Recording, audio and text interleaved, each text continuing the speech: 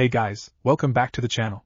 This is a story about what if Konoha begs Naruto to return council bashing. Before I start, please support for more amazing content, and do consider subscribing to my channel and share this video with your friends. This is written by Antaraxes and link in description and support writer.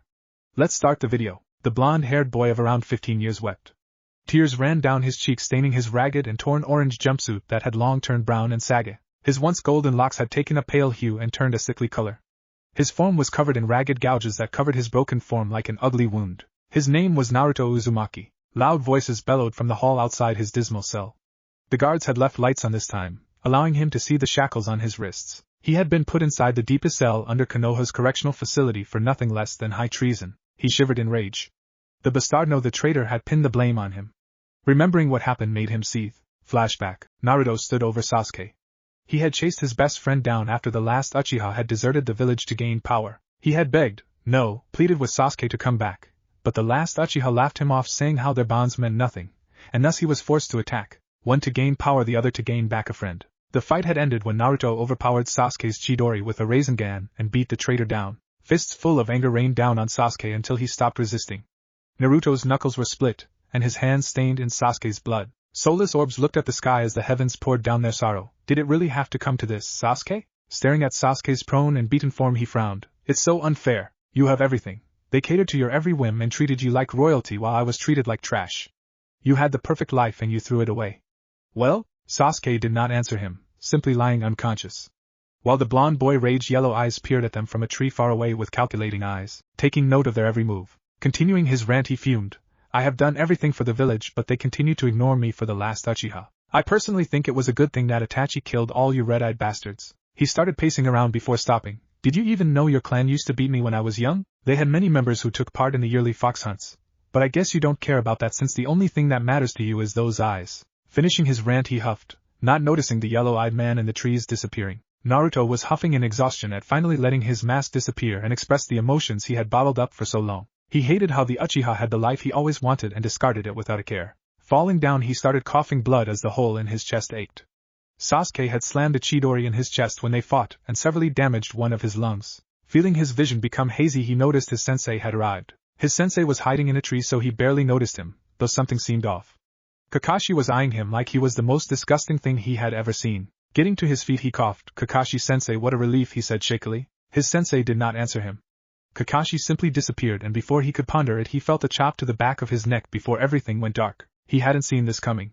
Kakashi had written all the reports to show Sasuke as the victim, that he had never done wrong. Naruto was the instigator, the traitor, the idiot who couldn't control his own power. He was dragged before the council of Konoha. The council looked at him with cold stares and whispers. He was dropped onto the floor by the Umbu. Get up, traitor, or we will make you, yelled the Umbu as he punched Naruto in his broken ribs. He coughed and hacked as pain flared in his ribs. The council was very diverse, with the shinobi side consisting of the major clan heads of Konoha, while the civilian side consisted of major bankers or people with political sway. Right now the shinobi side was looking at him neutrally, while 2/3 of the civilian council was murmuring if they could somehow save the child from punishment. The other 1/3 simply looked like all this was a waste of their time. Very few openly hated the boy. Tsunade stood up. Enough, I will have order in this room, she said with authority. Everyone instantly stopped talking and silence resumed in the meeting room. Seeing that she had the council's attention, she began. Now I'm sure all of you are wondering why we're here? She asked. The council nodded, making Tsunade frown sadly. The reason we are here is because my top jounin has claimed the last Uchiha was assaulted and almost killed by none other than Uzumaki Naruto. The council's eyes widened, including his own. Immediately a hail of shouts for the demon to be executed were heard from some of the more extreme council members before Tsunade raised her key, making them quiet down. Some of the council members and even civilian council members sent Naruto sympathetic looks. Naruto shook like a leaf. This couldn't be happening. His Bachan wouldn't do this to him. This couldn't be real. Councilman Yakushi looked at everyone. Gentlemen, I believe that here must be a misunderstanding. Everyone looked at the head of the hospital with surprise. Naruto Uzumaki would never betray our great village. I mean, look at him. He's a ball of bright energy. Yakushi's words touched some of the members. Tsunade looked at Yakushi with sad eyes. Unfortunately, one of my senior ninjas has reported the boy committed treason. I wish there was something I could do, but he has informed me that I must take Kakashi's side in this. Many eyes widened at the mention of he, and somber nods were exchanged around the table. Danzo spoke up next. The official story is Naruto was seen fleeing to Orochimaru for power, while our valiant last Uchiha was injured trying to save him. If possible, Tsunade's frown deepened. If that is how he wants things played out, the laws state that Naruto must be punished. Naruto was almost catatonic at his adoptive mother's betrayal. Did she pretend to care about me all along? What's real anymore? He thought depressed. Danzo continued his speech. Naruto Uzumaki has committed a grave crime. He has assaulted a clan heir, the last Uchiha, mind you. The only outcome, unfortunately, is execution. A small portion of the civilian council and even some shinobi began hooting and shouting in joy, with Tochi looking shocked. Some of the civilians seemed disgusted at their fellow council members. The shinobi side faces were shocked and aghast. Tsunade's fist tightened to the point her nails drew blood. For a brief moment fury clouded her judgment before she schooled her features. Let us not forget that the Yondaime returns in 1 week from his long absence to resume the Hokage position, and he will want to kill the boy himself. Many were shocked at that statement, including Naruto. Many on the shinobi side knew the Yondaime was returning, but all the civilians did not, including Naruto. The Yondaime, after sealing the Kyuubi, had been mortally injured and sequestered himself along with his wife on the remote and ruined island of Yuzushiogakure. Until now it had been assumed the man would never return. Before anyone could follow up that line of thought, someone spoke. Shikaku Nara spoke up. Tsunade, what has gotten into you? Before this you openly supported Naruto. Now you want him executed?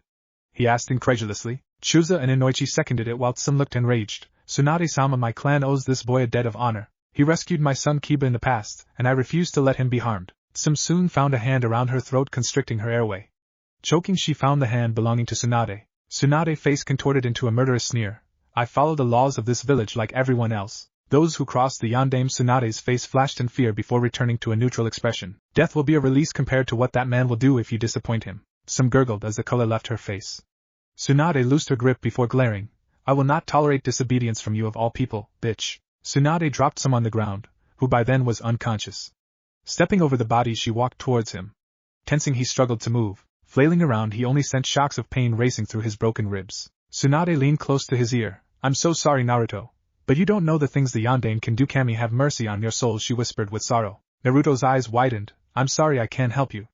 I'm a coward at heart, and I failed you. Just like Dan and Iwaki, a tear dripped down Tsunade's side before her features hardened. The truth is, everything you know is a lie. Jiraiya never cared for you and simply taught you to keep you loyal to the village. I'm sorry you had to learn the truth like this. Tears slid down his face at the revelation his godfather never loved him. He couldn't help it. He cried. Images of his Gigi flashed. Was it all a lie? The kindly third had been everything to him. Was it an act? Was anything real? She started crying, finally seeing him break. Deep inside she hated herself. Seeing the pain she brought to someone so close caused something inside her to break. It almost made her put a stop to this. Almost. The Shinobi Council looked sickened, even the ones that did not like him, except Danzo, who looked like he couldn't care less. The minority who hated Naruto were almost aroused with how badly the object of their hatred was being tormented, with Sayako Haruno actually looking like she might have an orgasm any second. Sayako was a vain woman, often indulging in any desire she had, men, women, even children. She indulged herself. Sometimes people could be fickle, but with enough money they caved, and Sayako had plenty. She always encouraged her daughter to have sex with the last Uchiha so that they could finally become nobility. Not that she explained that to her airhead daughter. All she had to do was indulge her daughter's delusions, and she had a willing slave to gain her status and prestige. Most of the other civilians were less noteworthy. Tochi, the clan heads, and even half of the civilian council vouching for Naruto. Unfortunately, even their combined support could not save Naruto. Konoha was a dictatorship, and the council was merely there to advise the Hokage. The second Hokage had made certain when he created the council that while they had some power, that they could never overrule the Hokage, even in a majority vote. All the talking in the room died down once again as Jiraiya, the legendary Toad Sannin, stepped in. Hello, Haim. Walking into the room, he glanced at his errant godson and shook his head. Oh Naruto, if I knew you would let me down like this, I would never have trained you, he said with disappointment. Naruto's rage grew to new proportions with that flippant comment. Naruto drew out a hidden kunai he had managed to hide before he was dragged in. He lunged at Jiraiya with intent to kill. He didn't get far because Tsunade punched him so hard he felt all his bones creak. Spinning in midair, he crashed into the table at the center of the room while Jiraiya looked at him like he was a mere pest. Feeling consciousness fade, the last thing he saw was the faces of people he once thought he knew. Slowly waking up, he looked at his surroundings. Yo, what hit me? He wondered. He didn't need to wait long because he began to realize where he was. Looking at his cell, there were 7 steel bars across the entrance. There was a small door through them which allowed the guards in. After looking over the barren cell, he came to a startling realization. All his dreams were shattered. Shuddering, Naruto decided that he would not die here. Alone and waiting to die was not acceptable, so he decided to start looking for an escape, though he found none. He started checking himself, and found his chakra was sealed off. Looking around in panic, he checked for anything that he could use to escape. He found only a ratty old orange shirt with the word demon painted in blood on the back. His blood. His rage did not diminish, and he only felt hate, I sacrificed everything to keep my home safe, and they repay me with betrayal, he whispered. Flashback end. On the 5th hour in his cell, Ibiki Marino and his torture and interrogation squad had entered the cell and set to work on him. Tsunade had decided to break him mentally since the villagers would be doing most of the beatings tomorrow. He was put in a genjutsu, stabbed and tortured in every way imaginable by the sadistic Marino. By the time they left, many hours later, his mind was in complete turmoil. Later the same day Kakashi entered. He walked right up to Naruto, watching him coolly. Well, Naruto, he said, anything to say? Naruto stared back impassively. Kakashi sighed and leant against the nearby wall. I didn't want to do it. I have orders and couldn't refuse. I don't hate you despite what you may think. He looked back up at him sharply and leaned in close. I wish I could tell you everything. I know I'm a hypocrite and lower than scum, he said quietly. Naruto remained obstinately silent, glaring at the ground. Kakashi sighed and walked away with slouched shoulders. I'm sorry. He watched Kakashi slowly walk away, seething. His friends came that day. Rock Lee, Shino, Shikamaru, Choji, Tenten, Ino, Hinata and the rest of the Rookie 9 were silent, standing in the background in shock as the others sneered and gloated. Sakura insulted him and spat on him, declaring the hate she had felt since they first met. She kicked him in his already abused ribs, and told him that he was a piece of crap for hurting her Sasuke-clan. Niji closed almost all of his Tenketsu points after declaring how fate was real and the orphan had been wrong, that there was no such thing as fate. The fact that Naruto was inside a cage of his own only made the arrogant Hyuga more eager to prove his point. He still wished he had killed the smug bastard in the Chunin exams. Some of the Rookie 9 tried to talk to him and offer supporting words, but the guards refused them entrance. Rock Lee had tried fighting his way in but had been knocked out and carted off by the guards. Hinata had sent him a pleading glance before being shooed away by her escort co. Finally they all left, Naruto as silent as ever. Then, hello Dobe. Naruto looked up, staring straight into the Sharingan, the red light shining sinisterly in the dark cell. He could barely discern Sasuke, only as a dark shape in the pitch blackness. He was mildly surprised to realize they had let him into the cell. Sasuke sneered as Naruto struggled to raise his head, his eyes filled with venomous hate. He forced himself to stand upright, but the chains restricted his movements, and he could feel his damaged body click and snap in some places. If a gaze could melt whole, Sasuke would be a puddle. Now Naruto. That's no way to look at the new Uchiha clan head, Sasuke smirked. Sasuke punched him clean in the stomach, his eyes livid. Naruto snarled at the pain. His former friend had gotten stronger. His sealed chakra meant that it hurt all the more. So Sasuke, why did you do it?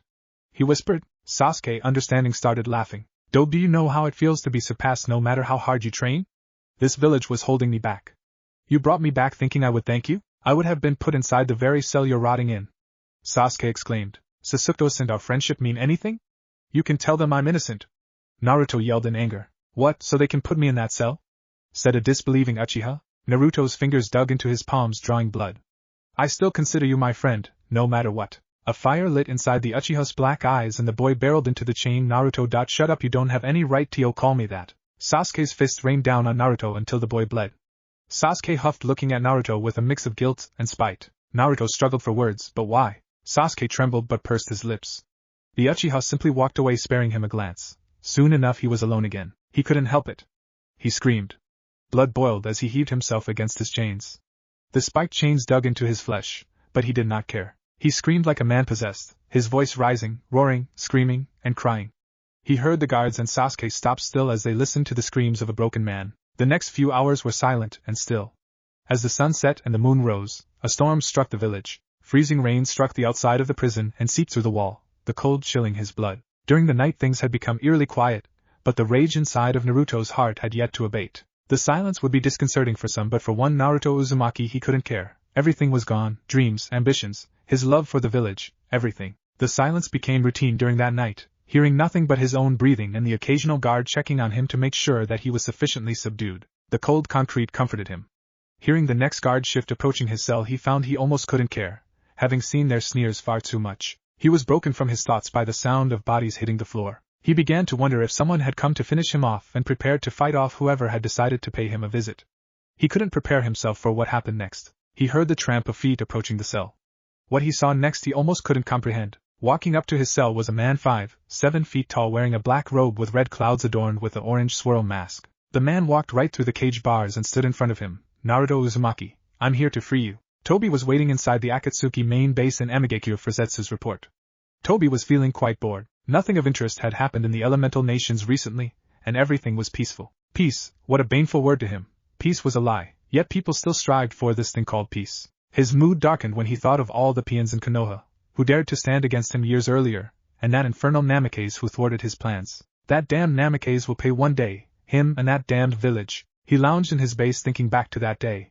He had the Namikaze and the Uzumaki bitch on the ropes with his space-time jutsu until Minato defeated him. Toby laid in defeat on the verge of death. The next thing he knew, the Yondaime had sealed his puppet away. Still, all his plans were coming to maturity. Akatsuki was more powerful than ever, and soon he would start collecting the bijou. He had recently gained a new member named Deidara. He was an artistic bomber from Amigakure. Deidara had been partnered with Sasori, and seemed to be settling in fine. Zetsu rose out of the ground nearby sporting an uncharacteristic frown. Looking toward his subordinate, Toby let out a rare smile at his only friend. Zetsu, report, he said jovially. Zetsu had a grim expression on his face, which Toby was quick to pick up on. After all, the two had been friends ever since the Third Shinobi War. The war had taken everything from him, and Zetsu, his closest friend, was one of the only things keeping his sanity in check these days. Zetsu's grim expression worsened. I was surveying Konoha like usual when I noticed that the villagers were celebrating something. Naturally, I investigated under a henge, and to my shock I discovered that the village's Jinchuriki Naruto Uzumaki is being held for execution. Toby's Sharingan swirled angrily. What? Toby was furious. This jeopardizes all our plans. If Konoha executes the Kyubi Jinchuriki, then all our plans are null. Zetsu looked at his master with a thoughtful expression. Perhaps, but there is another way. Toby looked at him expectantly while Black Zetsu decided to explain. We can always make a play on his loyalty by freeing him, and it will also free us the hassle of hunting him down once the time comes to seal the Kyubi. Thinking it over, Toby actually found the ideal to have merit. Not only do I gain the loyalty of the Kyubi Jinchuriki, but I can get an enormous boost in firepower. Alright, I'm going with Black Zetsu's plan. I will be going myself since I need the Jinchuriki's loyalty. Toby looked at Zetsu. I want you to get me the guard patrols and any schematics on the facility the Jinchuriki is housed at. I want no delays, Toby ordered. Hi, Toby-sama.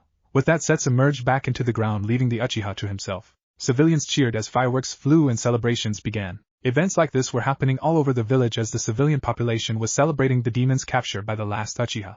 After Naruto had been brought before the council, word had been spread by the civilian council that the last Uchiha had brought the traitor back. After he had attempted to join Orochimaru for power, the only people not celebrating were a quarter of the population who actually did not blindly follow their leaders. Most of them were shinobi. Soon after, celebrations had begun with the civilian council using their wealth and political clout to spread word as quickly as possible. Villagers were in the street and a parade had quickly been arranged. The festive aura had engulfed the entire village, leaving most of its forces relaxed and drunk. Hours later, during the late night, Toby silently entered Konoha. The villagers were extremely inebriated by now as the late night celebrations began. It was the perfect setting for the mission. Silently approaching the guards at the village entrance, he phased right through the outer wall and slit their throats. Too easy, Toby thought. He moved into the market district and grinned. A bloodthirsty look of insanity was on his face, though it couldn't be seen beneath his mask. Hundreds of people were celebrating in the streets. By now, everyone from the simple chakraless villager to the most elite jonin was piss-ass drunk. A villager touched him on the arm. Hey man, why don't you join us for some fun? He chuckled at the drunk man as he pointed at his pals flirting with a few kunoichi. Hey man, what's wrong? Another asked. Toby grinned. Rearing back his hand in a knife-like motion, Toby plunged his hand into the man's chest and ripped his still beating heart out. Sickening pleasure filled him. Toby crushed the heart, spraying viscera and life blood all over the crowd. The villagers screamed in terror, and the surrounding shinobi drunkenly tried to grasp their weapons. Toby grinned beneath his mask. Useless. A lone jounin ran to the alarm bell to signal for help, but all he found when he turned was a kunai ramming into his jugular. Toby took the kunai he had plunged into the nameless nin's neck and gave a sharp twist, beheading the man. Letting out a bloodthirsty grin, he dropped the body and continued his rampage. The next street boasted a squad of 50 ninjas, all looking to be chunin level. The street led into the main market square and was about the size of 10 dojus. A savage grin appeared on his face, and he welcomed the chance to kill more Konoha nin. The street was full of ninjas and civilians alike. Most were enjoying drunken partying or asleep, as it was now 3 a.m., and the heavy rain had drove most inside. Probably celebrating the Jinchuriki's supposed death sentence. The street was mostly deserted by now. The west side of the market square boasted a small open-air bar in the form of a hastily set-up stand. Groups of ninja were enjoying drunken bar drinking and all sorts of debauchery. Toby spotted a group of 15 chunin in a drinking contest, taking turns to see who could ingest the most liquor. Hey Araki, I'm on my 13th beer. Think you can beat that? His greasy black-haired friend looked towards him with a snicker. The redhead scowled. For the last time, Doki, I'm not an Akimichi like you. Suddenly the sound of screams and panic loudly interrupted them. Everyone turned towards the western entrance to the market square. Toby stood alone at the arched entrance. The shadows cast an eerie light on him. Who the hell is that? Asked one of the nameless chunin. Another looked towards Toby with a lazy attitude. Euro, that's obviously an umbu. A more serious-looking man who might have been the senior squad leader looked at him with suspicion. Shut up. This man should not be here. Toby looked towards the men drinking at the bar and the tables with disdain. Konoha filth. One of the chunin who was drinking a pint suddenly had his head slide off. Silence filled the area. The fuck? Araki yelled. Toby took out a kunai and sprinted forward. With speeds matching the yellow flash, he was upon the first group in an instant. His first target was a group of wide-eyed drunks sitting at a table. He jumped on the first victim and grabbed him by his beard. He pulled and ripped the burly man's beard out. Blood burst forth and the man screamed in pain. Sadistic glee filled him at hearing the tough guy squeal. Toby brought his kunai down across the man's jugular and watched the frightened faces of the dead man's friends. Smiling, Toby leapt onto the man's two friends, with not even half a second having passed. Like a wraith, he plunged two kunai into their bellies, leaving them to bleed out slowly. In near comical fashion, the men around him were trying to get up from their tables. In slow motion, the men around Toby were reacting. Think the Matrix, but 5x slower. His eyes and movements were so fast that time had slowed to him. He looked to his right. A barmaid was 2 feet away. He grabbed a beer from the barmaid's tray and broke it on her head. He stabbed it in the back of her skull and shanked a man trying to draw his kunai. The FUCARGH. Toby shanked the man in the stomach, spleen, and liver in less than 2/3 of a second. He then formed hand seals, Doton, Domu. Large earthen spikes grew out of the ground and impaled 29 ninja attempting to attack him. The men gurgled as blood dripped down the earthen spikes. A jounin attempted to strike him from behind with a sword slash.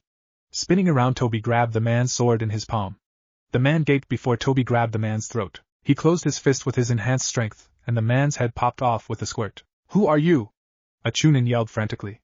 He attempted to form hand signs only for Toby to teleport behind him. Toby's eye swirled and a large shuriken the size of a kitchen table spewed out. The shuriken plunged into the terrified man's left eye before the momentum carried it through his head and into a group of ninjas preparing katan jutsu. Brains and organs splattered over the terrified ninja. Toby seemingly teleported from one place to another, killing everyone in sight with brutal efficiency. Appearing in front of a whimpering man, he grinned. He grabbed the man by the head and appeared in front of a chunin. Let's play smash a mole Toby style. Toby used the villager's head as a battering ram and literally smashed the man's head into the chunin's face with enough force to make them explode. Blood and brain matter sprayed him. He's a monster! Yelled one of the villagers. Mommy, save us from the demon, screamed a crying toddler, as her mother drowned in her own blood. Ha ha ha ha! Toby cut down the terrified villagers like cattle. He appeared before a squad of jounin who had come to investigate the commotion. They made the mistake of looking him in the eyes. The Sharingan appeared in their eyes as they lost free will. The men's faces all had shit-eating grins and perverted glee in their eyes. Yes, go! Rape and slaughter those left. Toby hissed. Like good drones, they obeyed and went to finish off the few dozen survivors. Toby looked around, eyeing his massacre with smug satisfaction. He had placed a mass silencing genjutsu that concealed the massacre. It wouldn't hold for long, but it would do. Now it was time to implement the plan. The rain pelted hard, washing away the blood. Silently approaching two chunin exiting a bar, Toby phased out of the ground behind them and sunk two kunai into their heads, instantly killing them. Blood poured onto the ground, staining it red, until their twitching bodies went still. The rain dripped down his orange mask and he smiled wickedly. Killing Konoha Nin always gave him joy. This should keep them busy if things go south, he thought to himself. He grabbed the two bodies and teleported outside the Hokage tower. He used a rope to hang the bodies from the Hokage tower, and wrote the demon was here in large letters using their blood. Toby's plan was to gain the Jinchuriki's loyalty, and to do that he had to make sure that there was no possibility of them accepting him back. This act of barbarism by his perceived supporters would destroy any support he had left. This will make sure that this pathetic village stays in chaos long enough to void any suspicion of Akatsuki's involvement. My master always taught me the ends justify the means after all, Toby thought. Finally finishing the knots, he jumped down to the street right in front of the Hokage tower, and activated Kamui, spewing out all 229 of the civilians and shinobi he had killed in the last hour. The massive pile of bodies were pouring forth a literal wave of blood, making the streets run red. An insane gleam entered his eye, so with great mirth he set about arranging his grisly work. He took some of the bodies and went up and down the street crucifying bodies at random. The clones hoisted hundreds of bodies and impaled them onto stakes, creating a gruesome forest of corpses in the central market square. Appraising the bloody mess with an approving eye, he decided to put the final nail on the coffin, and dumped an orange jumpsuit in the middle of the corpse forest. He had acquired it at the Jinchuriki's apartment to make sure that things would go accordingly. Doing some last-minute checks, he used his space-time abilities to instantly teleport to the chamber that the Forbidden Scroll was housed, and casually snatched it from the wall. He almost expected alarms to start blaring. After a minute of quiet disbelief, he almost hoped he would get caught. Looking around the small room, he searched and checked for every manner of genjutsu and seal work, and found none. I was expecting to trip the alarms. I suppose that the village has been slacking with security. Toby looked at the scroll. Humph, no wonder the Jinchuriki was able to steal it. I suppose that the Hokage would usually be around to make sure nobody stole it, but luckily she got drunk celebrating at the Hokage mansion. He teleported back outside and continued his dark work. Around this time Zetsu should be completing his tasks that he had been assigned. Zetsu had been ordered to steal any clan scrolls and the bodies of famous shinobi if possible. However, if the items in question were under heavy guard, he was to abort and steal anything of value from the commercial district. Now it is time to extract the Jinchuriki from his prison and put my plans into motion, Toby thought. Zetsu was an elite spy. Everyone in Akatsuki knew this, but so few even knew he existed. Of the Akatsuki, only Toby knew of his origins. Zetsu was assigned to steal any secrets he could while Toby freed Naruto, and Zetsu intended to do just that. Right now, he was in one of Danzo's root complexes. The complex was directly beneath Konoha's central library. Root was a secret Umbu force that had been officially disbanded decades ago by the Sandaime Hokage. The organization was disbanded because the training was so brutal it turned the members into emotionless drones. Unfortunately, Danzo had kept his organization running without the Hokage's approval and resorted to kidnapping to keep his force's numbers growing. He was traveling underground looking for any useful information, while his clones raided the clan houses. Black Zetsu was robbing the Konoha graveyard for any useful bodies. He was slowly moving down a hallway when he heard someone approaching. I hear that there is a possible resistance movement brewing. Snake? Came a clipped and hard tone. Danzo and a snake-masked Anbi were walking down the long hallway passing Zetsu. Zetsu perked at that. He knew gold when he spotted it. Yes, Lord Danzo. Asuma Sarutobi has been seen gathering support for a rebellion, Snake said without emotion. Danzo had a dark look on his face. That brat dares to take the sword against Konoha. He gripped his cane hard. Why is the Sarutobi brat turning against us? Is this Hiruzen's doing? Danzo asked angrily. Snake shrugged his shoulders. From the reports, the former Sandaime is furious at the village's treatment of the Jinchuriki. Danzo's eye twitched at that. Hiruzen was always too weak to leave the village. It is only fortunate he was forced to retire after that disastrous invasion by his former student. Danzo took carefully measured steps when he walked past Zetsu, then stopped. Snake looked at his leader with his mask giving nothing away. Lord Danzo? Zetsu was sweating that he might have been discovered. Danzo looked straight towards Zetsu and smiled. He started walking towards Zetsu's location and took out a kunai. Knowing he was compromised, he jumped out of the ground and went through quick hand seals, Katon, double suicide burial. Zetsu quickly bloated to 3 times his original size right as Danzo was within striking distance. Danzo's one eye widened in shock, then Zetsu exploded. Danzo barely had time to form a hand seal before he was obliterated, and his body turned to ash. The explosion engulfed both Danzo and Snake, leaving nothing behind. Hundreds of root ninja immediately came running to the source of the explosion, not noticing a single root ninja calmly walking towards the exit. The mysterious man phased through the jail bars seemingly without effort. Naruto attempted to scramble to his feet, but the chains dug into his flesh and he fell back onto the cold concrete floor. The masked man looked at him with what appeared to be amusement, seemingly sizing him up. The man had a weird orange swirl mask with a single eye hole in it. Naruto laid back on the ground wide-eyed. This guy seems shady. I hope he is honest about wanting to save me. Either way, it seems I'm screwed, he thought, depressed. If you want to escape from this hell, come with me, boy. I can save you. Naruto finally got over his shock and wanted to know who the masked man was. While I'm grateful, would you mind telling me who exactly you are? He asked uncertainly. The masked man nodded. You may refer to me as Toby, but all you need to know right now is that I am your friend. Naruto took a moment to digest that before coming up with a response. He eyed the masked stranger with suspicion. The man could be simply telling him that to make him drop his guard. Really now? Why do you want to be my friend? I am a monster to these people. What makes you any different? Naruto asked. Toby paused, making him tense, until he spoke. I want to be your friend because I believe you did not betray your village, and you are not a monster. Eyes widened in shock at the honesty coming from Toby's voice.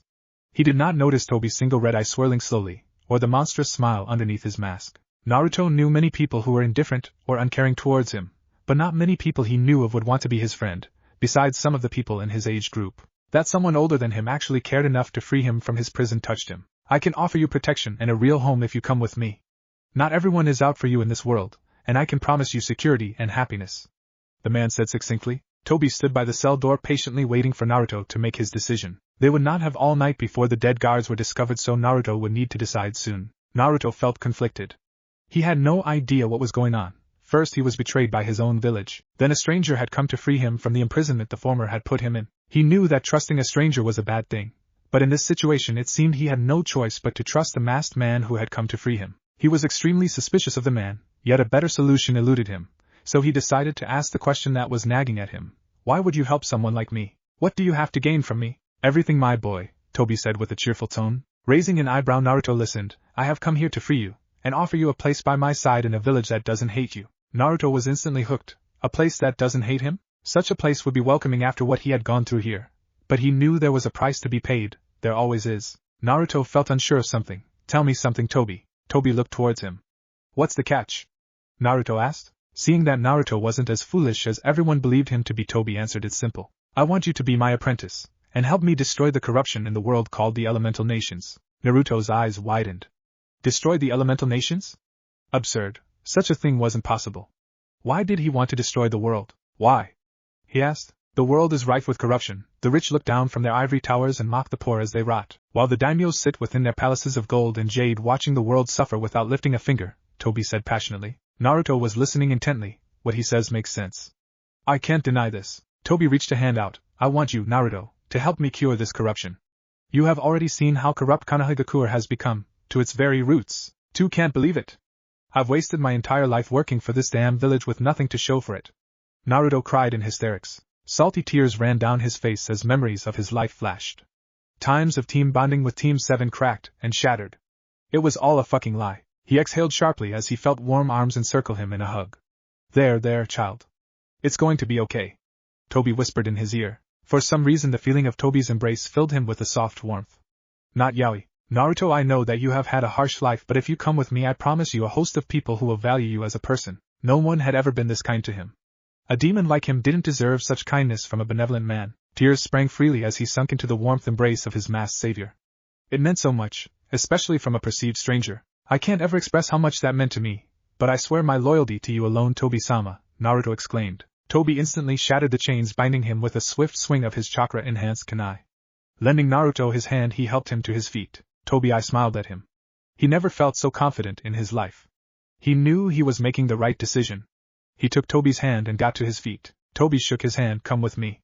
The time for you to leave this festering village has come. With that, a distortion in the air appeared. He startled when Toby's eye started to make a swirl-like portal appear, but soon he didn't have time to think over it. Naruto was sucked in, and for a moment he feared he was betrayed. Feeling momentary darkness, he was squeezed into the strange portal, before dropping on his back. He felt tired and painful spasms rocked his body as he knelt down against the soft ground. He blinked. Wait, dirt ground? He looked around and gasped. Naruto was teleported from his cell to a strange land. The land was drenched in water. The rain clouds overhead were unrelenting in its downpour. While it looked like a wetland for the most part, he liked the overall scenery. It felt so different and unique. The soil beneath his feet felt real. It looked real. Could this really be happening? Naruto started laughing. Ha ha ha, I am free. He threw his hands in the air, and his laughs turned to cries of joy. He started sobbing in happiness. He looked at the grass, the water running down a nearby lake. The lake was shining in the moonlight, reflecting its luminescence like a million sapphires. Tears fell from his face at a dream come true. I left that hellhole behind for such beauty, truly amazing. Looking around, he spotted a city in the distance. It was enormous in size from what he could see, with towers rising towards the heavens. Such beauty, he thought. He was broken from his thoughts by Toby explaining what this land was. This is Amigakure. It is our headquarters, and where you will be staying for the next few years. Same time that night, Ox was on his way to the Hokage Tower bearing the news that someone was massacring Konoha civilians. That was his original mission. Now he was at a loss. On his way to the Hokage Tower, he was spotting more bodies, each display of brutality more disturbing than the last. He spotted scarecrows made out of corpses, macabre artwork made out of blood, and even a huge ghastly forest made from the impaled leaf villagers. What took the cake was 2 bodies of Chunin hung from the tower. What made these 2 unique was what was written below them, in their blood. The demon was here. The horror of the situation did not escape him. The demon is in prison though. Ox knelt near the pile of bodies and found an orange jumpsuit. His fears confirmed. He was about ready to head for the Hokage mansion, when a pale hand wrapped around his mouth. He was dragged struggling into the shadows. He soon went silent. After a few moments, Ox slowly walked out of the shadows. Ox looked the same, except for the sly grin stretched across his face. Yellow eyes peered out from his eye sockets. He put his umbu mask on and headed for a new location. Ox headed for the wealthier part of the city reserved for the high-class merchants and shinobi. This area was highly patrolled, and only umbu were allowed to use the rooftops during night to travel. The roofs had seals on them that scanned the chakra of anyone in the given area for intruders. He soon found his destination. He walked up to a 4-story mansion with a fancy obsidian gate. The house looked like only the most rich could afford. The house had a garden and hot springs fully built in. It looked like a huge party had only taken place hours earlier. He walked up to the gate guards and flashed his umbu tattoo. The gate guards greeted him. Hey Ox. What brings you to a council member's house so late? Ox looked at them with his umbu mask guarding his emotions. I am here to relay an emergency crisis. The Hokage is missing and I came to the closest figure of authority. The gate guard looked shocked and let him pass. Hurry then. Ox ran past them and banged on the mansion doors with urgency. Soon a maid answered the door, clearly flustered from the night's festivities. She opened the door and looked worried at the Umbu at the door. "Hello Umbu-san, what can I do for you?" she asked with hesitation. "Bring out the council members. We have an emergency crisis that demands their attention," he said seriously. She gasped and ran inside to get her masters. He walked inside and waited in the living room. The rugs were made of the finest silk, and the furniture was priceless. He stood brisk and waited. Loud complaints and yelling could be heard for several minutes until several half-drunk civilian council members came down the stairway. Most were dressed eloquently enough. He spotted Chairman Haruno leading the angry council. "Umbu, what is the emergency that demands the esteemed council's attention so early in the morning?" Sayako shouted. He gave nothing away at the pompous woman's yelling. "Honored council member, I have a grave situation to report to you," he said while kneeling in respect. Sayako and the rest of the council paid attention. They may hate the QB brat, but they did not get to their positions by being idiots.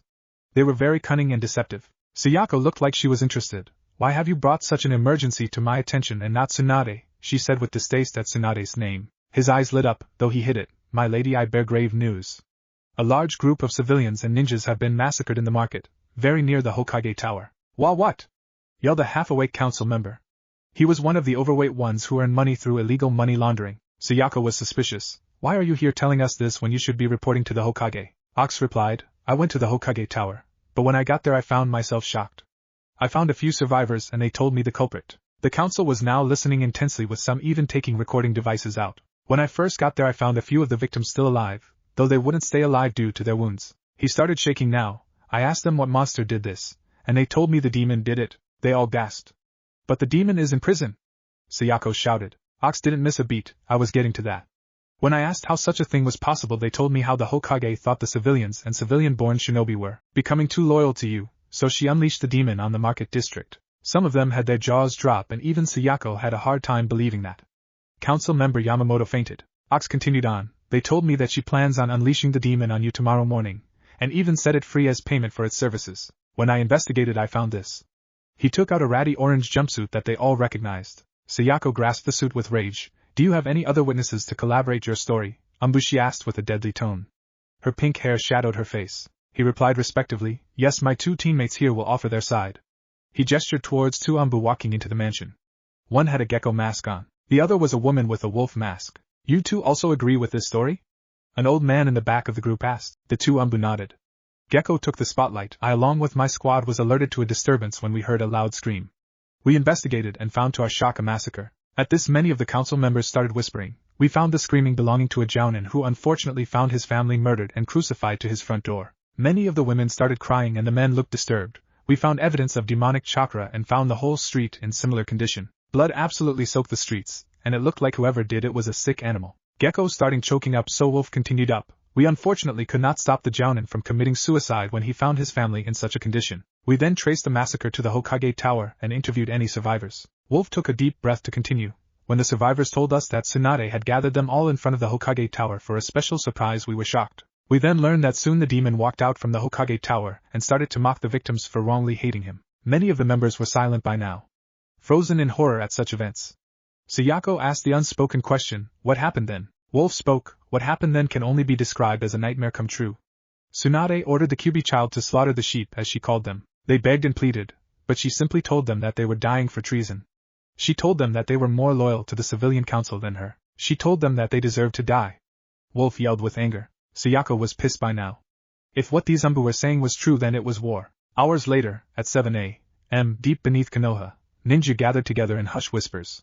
In the very center of the room was a vacant podium. Almost 1,000 shinobi were gathered in the giant secret cavern usually reserved for evacuations. They had all heard the rumors. A butcher had massacred hundreds of villagers in some sick game, though most did not know how.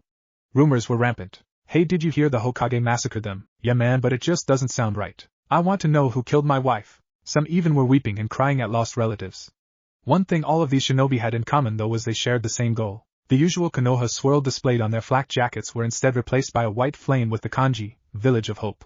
A loud horn bellowed through the cavern, silencing everyone.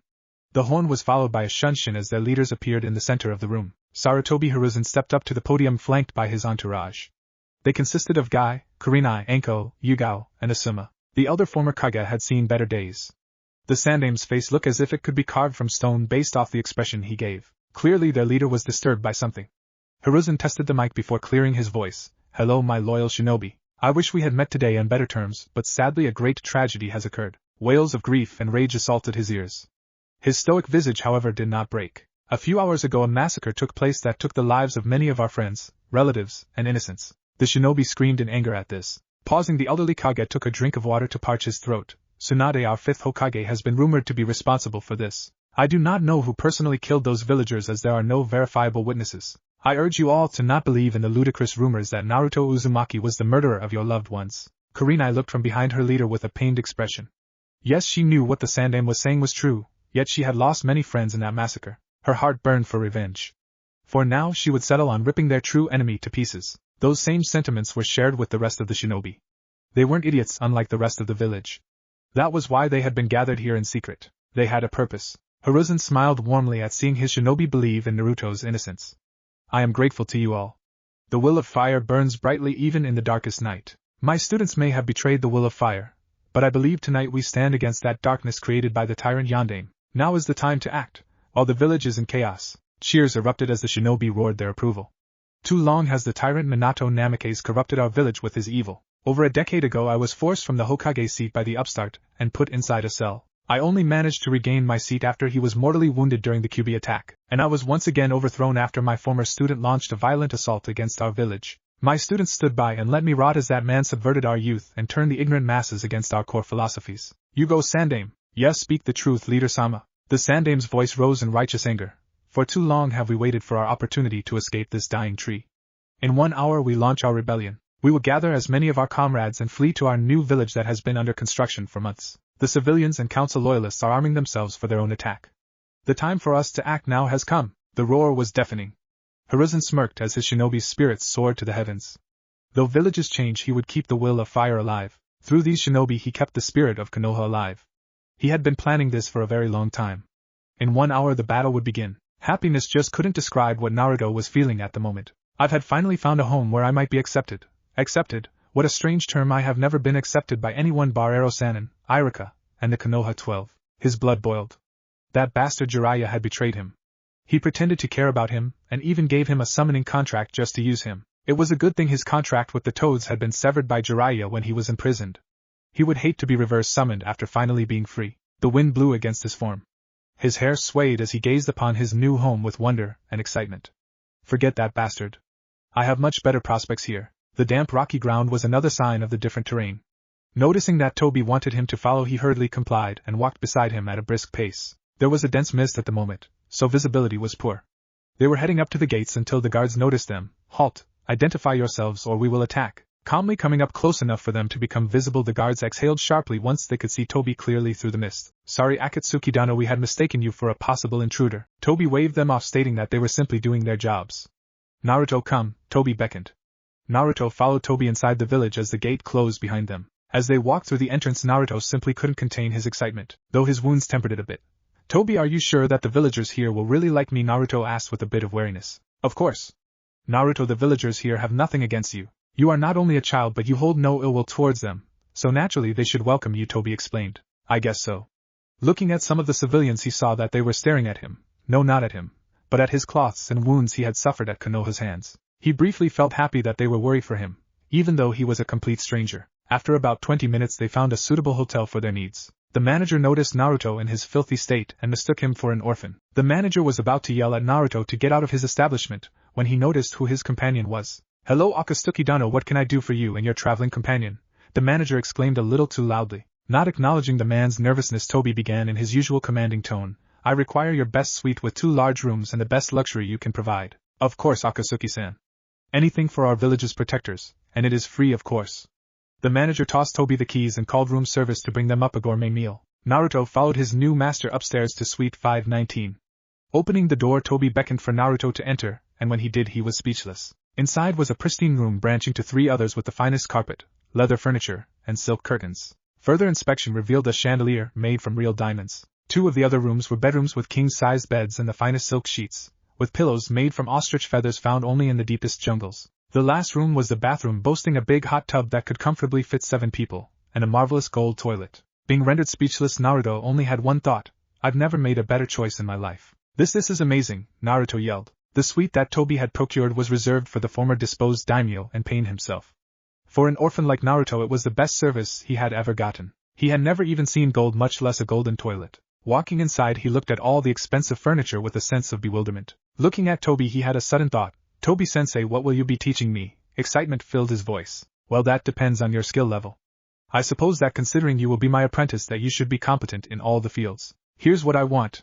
I want a full list of all your abilities including taijutsu, genjutsu, and ninjutsu. Naruto thought of all the skills he had, which he could count on the fingers of his hand, and decided to answer honestly.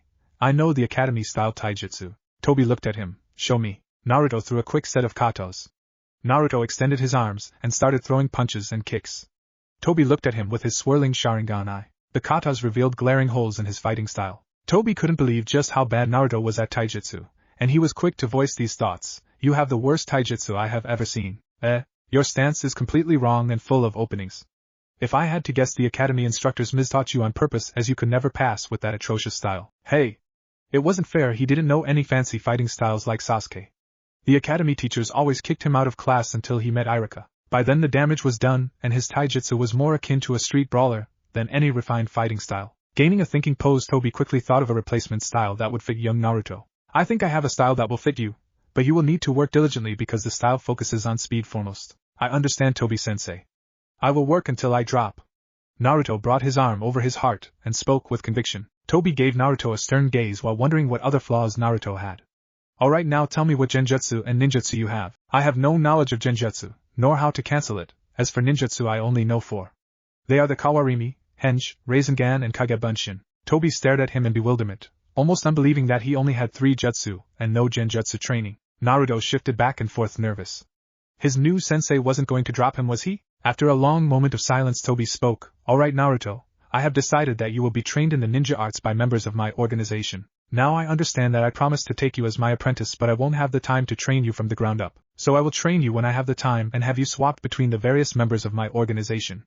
Toby drawled. Looking at first distraught that he might not become a ninja, Naruto perked up after hearing that he would receive ninja training from his master's companions. I understand, sensei. I will train until I am as strong as you. Toby patted him on the head. He gave a megawatt smile. You're the best, Toby-sensei. 5 hours later, Konoha, 12 p.m. Hiruzen breathed in deeply. The scent of blood, smoke, and death surrounded him like an age-old friend. How long had it been since he was on the battlefield? Like an old friend, he embraced the battlefield.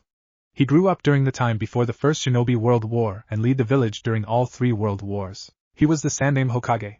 Right now, he wasn't the professor.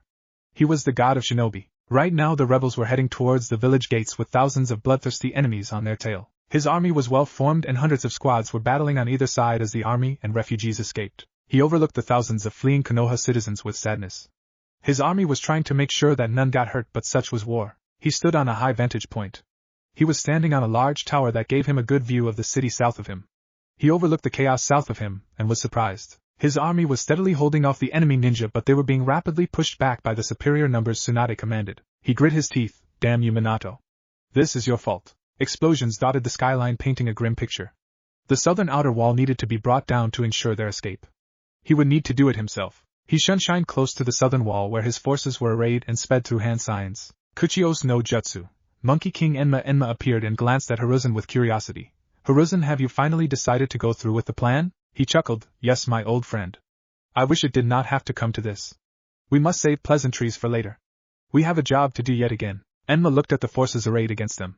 Kakashi was commanding the southern defense of 1,000 Chunin and Genin. Enma scowled. War never changes. Enma transformed into his staff form and sprung into Hiruzen's hand. Kakashi and a platoon of Konoha ninja defended the southern wall the rebels needed to get through to escape. The army was clinging vertically to the wall hundreds of feet in the air and using katan jutsus to bombard the rebels from a distance. Don't let them escape, yelled Kakashi. He started performing the hand signs for katan, fire dragon jutsu. A large adamantine staff shattered through the entire stone wall they stood on. The staff retracted and extended rapidly, destroying entire formations and decimating Kakashi's 1,000-strong army in moments. However, Kakashi was a seasoned veteran and knew who he was dealing with. Retreat! Kakashi yelled. The rapidly approaching Sandaime went through hand signs along with the thousands of approaching rebels, katan, fireball jutsu. Unfortunately for the Konoha shinobi, it was too late. With the sound of a roar, thousands of fireballs launched forward, exploding against the gigantic stone walls of the village, fire spreading onto the nearby trees, turning those unfortunate enough to be in the fire's path into ashes. Kakashi had been fortunate to Kawarimi at the last second, but he had sustained a badly burned torso. The fire had burned through his right arm so badly the nerves were fried. The silver-haired Jounin winched as he retreated with a limp arm. The Konoha forces are retreating. Hurry, evacuate before they regroup and send in the rest of the Jounin, yelled a random rebelling Chunin. Again. Toby barked. Naruto continued doing push-ups. He was sweating profusely. This man is a slave driver, he thought. It was weeks after his escape and Naruto was undergoing the most rigorous training in his entire life. After Toby had evaluated his skills, he had decided that Naruto needed to be taught from the ground up, lest he die after his first taste of combat. The first thing Toby had done was get rid of that abominable orange jumpsuit. Naruto had finally accepted Toby's insistence that bright orange was not a color a ninja should use. He had finally settled on a dark orange and black camouflaged shirt and pants with black fingerless gloves and combat boots. As a bonus, Toby had bought him a lightweight black cloak with burnt orange flames on the coattails. Toby had him begin on the most important subjects for someone like him at the moment: taijutsu and chakra control. Once he had informed Toby he knew the Kagebushin jutsu, the man had immediately seen the applications for chakra control and jutsu. But that wouldn't help with taijutsu since they dispelled after one hit and couldn't build muscle mass. So Toby had developed a schedule for Naruto. Every day Naruto would wake up at 8 o'clock and train until nighttime in taijutsu while his clones trained in the leaf floating, tree walking, and water walking exercises. Now, while these exercises would normally be easy for Naruto, Toby had decided to make it more challenging by having the Naruto clones fight a copy of him while utilizing said chakra control technique. However, Toby knew that he could not create anywhere close to the amount of clones Naruto could, including the fact that it only took one hit to make them disappear. These reasons mentioned would normally make the method seem impractical. Toby, though, had seen a way around this. He simply cast a high-level area-wide genjutsu around the veritable army of clones, and watched them reap the rewards fighting phantasms of himself. Though it was only an illusion, they still moved around fighting the illusions, thus improving their control by simulating a real fight. The clones got the perks of training without dispelling, though they could never train in taijutsu besides possibly gaining reflexes faster. Naruto at the moment was training very hard, having learned the first few stances of the style Toby called the lightning fist. It was a style that relied on fast movements and sharp, precise strikes. He was working on this when he noticed his sensei was talking to what first appeared to be a plant in a coat. It looked like a weird cross between a plant and a man. He decided to wait until his sensei was done talking. From the sounds of it seemed like he was discussing something important. He felt apprehensive about the plant man, but he decided to withhold judgment. Toby was discussing with Zetsu about the latest news from Konoha at the moment. "You're sure that this is correct?" he asked with a gruff tone. "Yes, Konoha has just entered a civil war from what I have gathered. The city is in a state of chaos at the moment, and the Hokage has been completely discredited. The rebelling side has fled the village with 1/4 of Konoha's strength to back it up, and chances are high it might start its own ninja village." Toby laughed. "This is the best outcome we could have hoped for. While the major villages start panicking and make their alliances, we can gather strength openly, and finally become the 6th major village. Though with the new rebellion in Konoha we might have 7 or 8 after all is said and done. Now, while there's a slight chance the 4th ninja war could break out, there's also an equal chance of Fire Country being put on lockdown similar to Kiri and lower the chances of that happening. Still the possibility of Iwa or Kumo, maybe even Suna attacking the Land of Fire in a territory grab are high." Toby paced around excitedly. "Yes, and my revenge on Konoha is finally beginning." Toby was interrupted from his inner musing by Naruto. "Sensei, who is this?" asked Naruto. He pointed at Zetsu with a questioning look. Toby decided if Naruto would be his apprentice that he should know the identity of Akatsuki's spy. After all, who better to look after the Kyubi Jinchuriki than the most amazing sensor ninja he knew of? "This is Zetsu. He is the spy and information gatherer of Akatsuki. He is also the one who will be training you in the sensor skill and stealth once you have reached Jounin strength," explained Toby. "Why can't I train in stealth now? I think I have a little experience considering I stole the Forbidden Scroll," he asked with curiosity. "That's simple," replied White Zetsu. "Although you have displayed impressive stealth for your age, especially in taking into account the fact you managed to steal the Forbidden Scroll of Sealing while wearing a bright orange jumpsuit no less. However, stealth isn't your most important priority at the moment. Your training has been sabotaged to the point you barely know the basics, and you can't break a genjutsu to save your life. At the moment you would die the second you encountered a genjutsu specialist since you won't be able to fight them off," explained Zetsu with a neutral expression. Naruto realized that Zetsu was right. If he did not have the basics down, it wouldn't matter how stealthy he was. The second he was discovered he would be killed. "Sorry Zetsu-san for questioning you," Naruto said with embarrassment. "Nonsense, you are an aspiring shinobi and should be curious." "If you were not curious I would think you overconfident, especially with your lack of training," replied Zetsu with a smile. "Enough, Naruto, get back to your katas and Zetsu, let us continue this somewhere more discreet." "Hi Tobi-sama."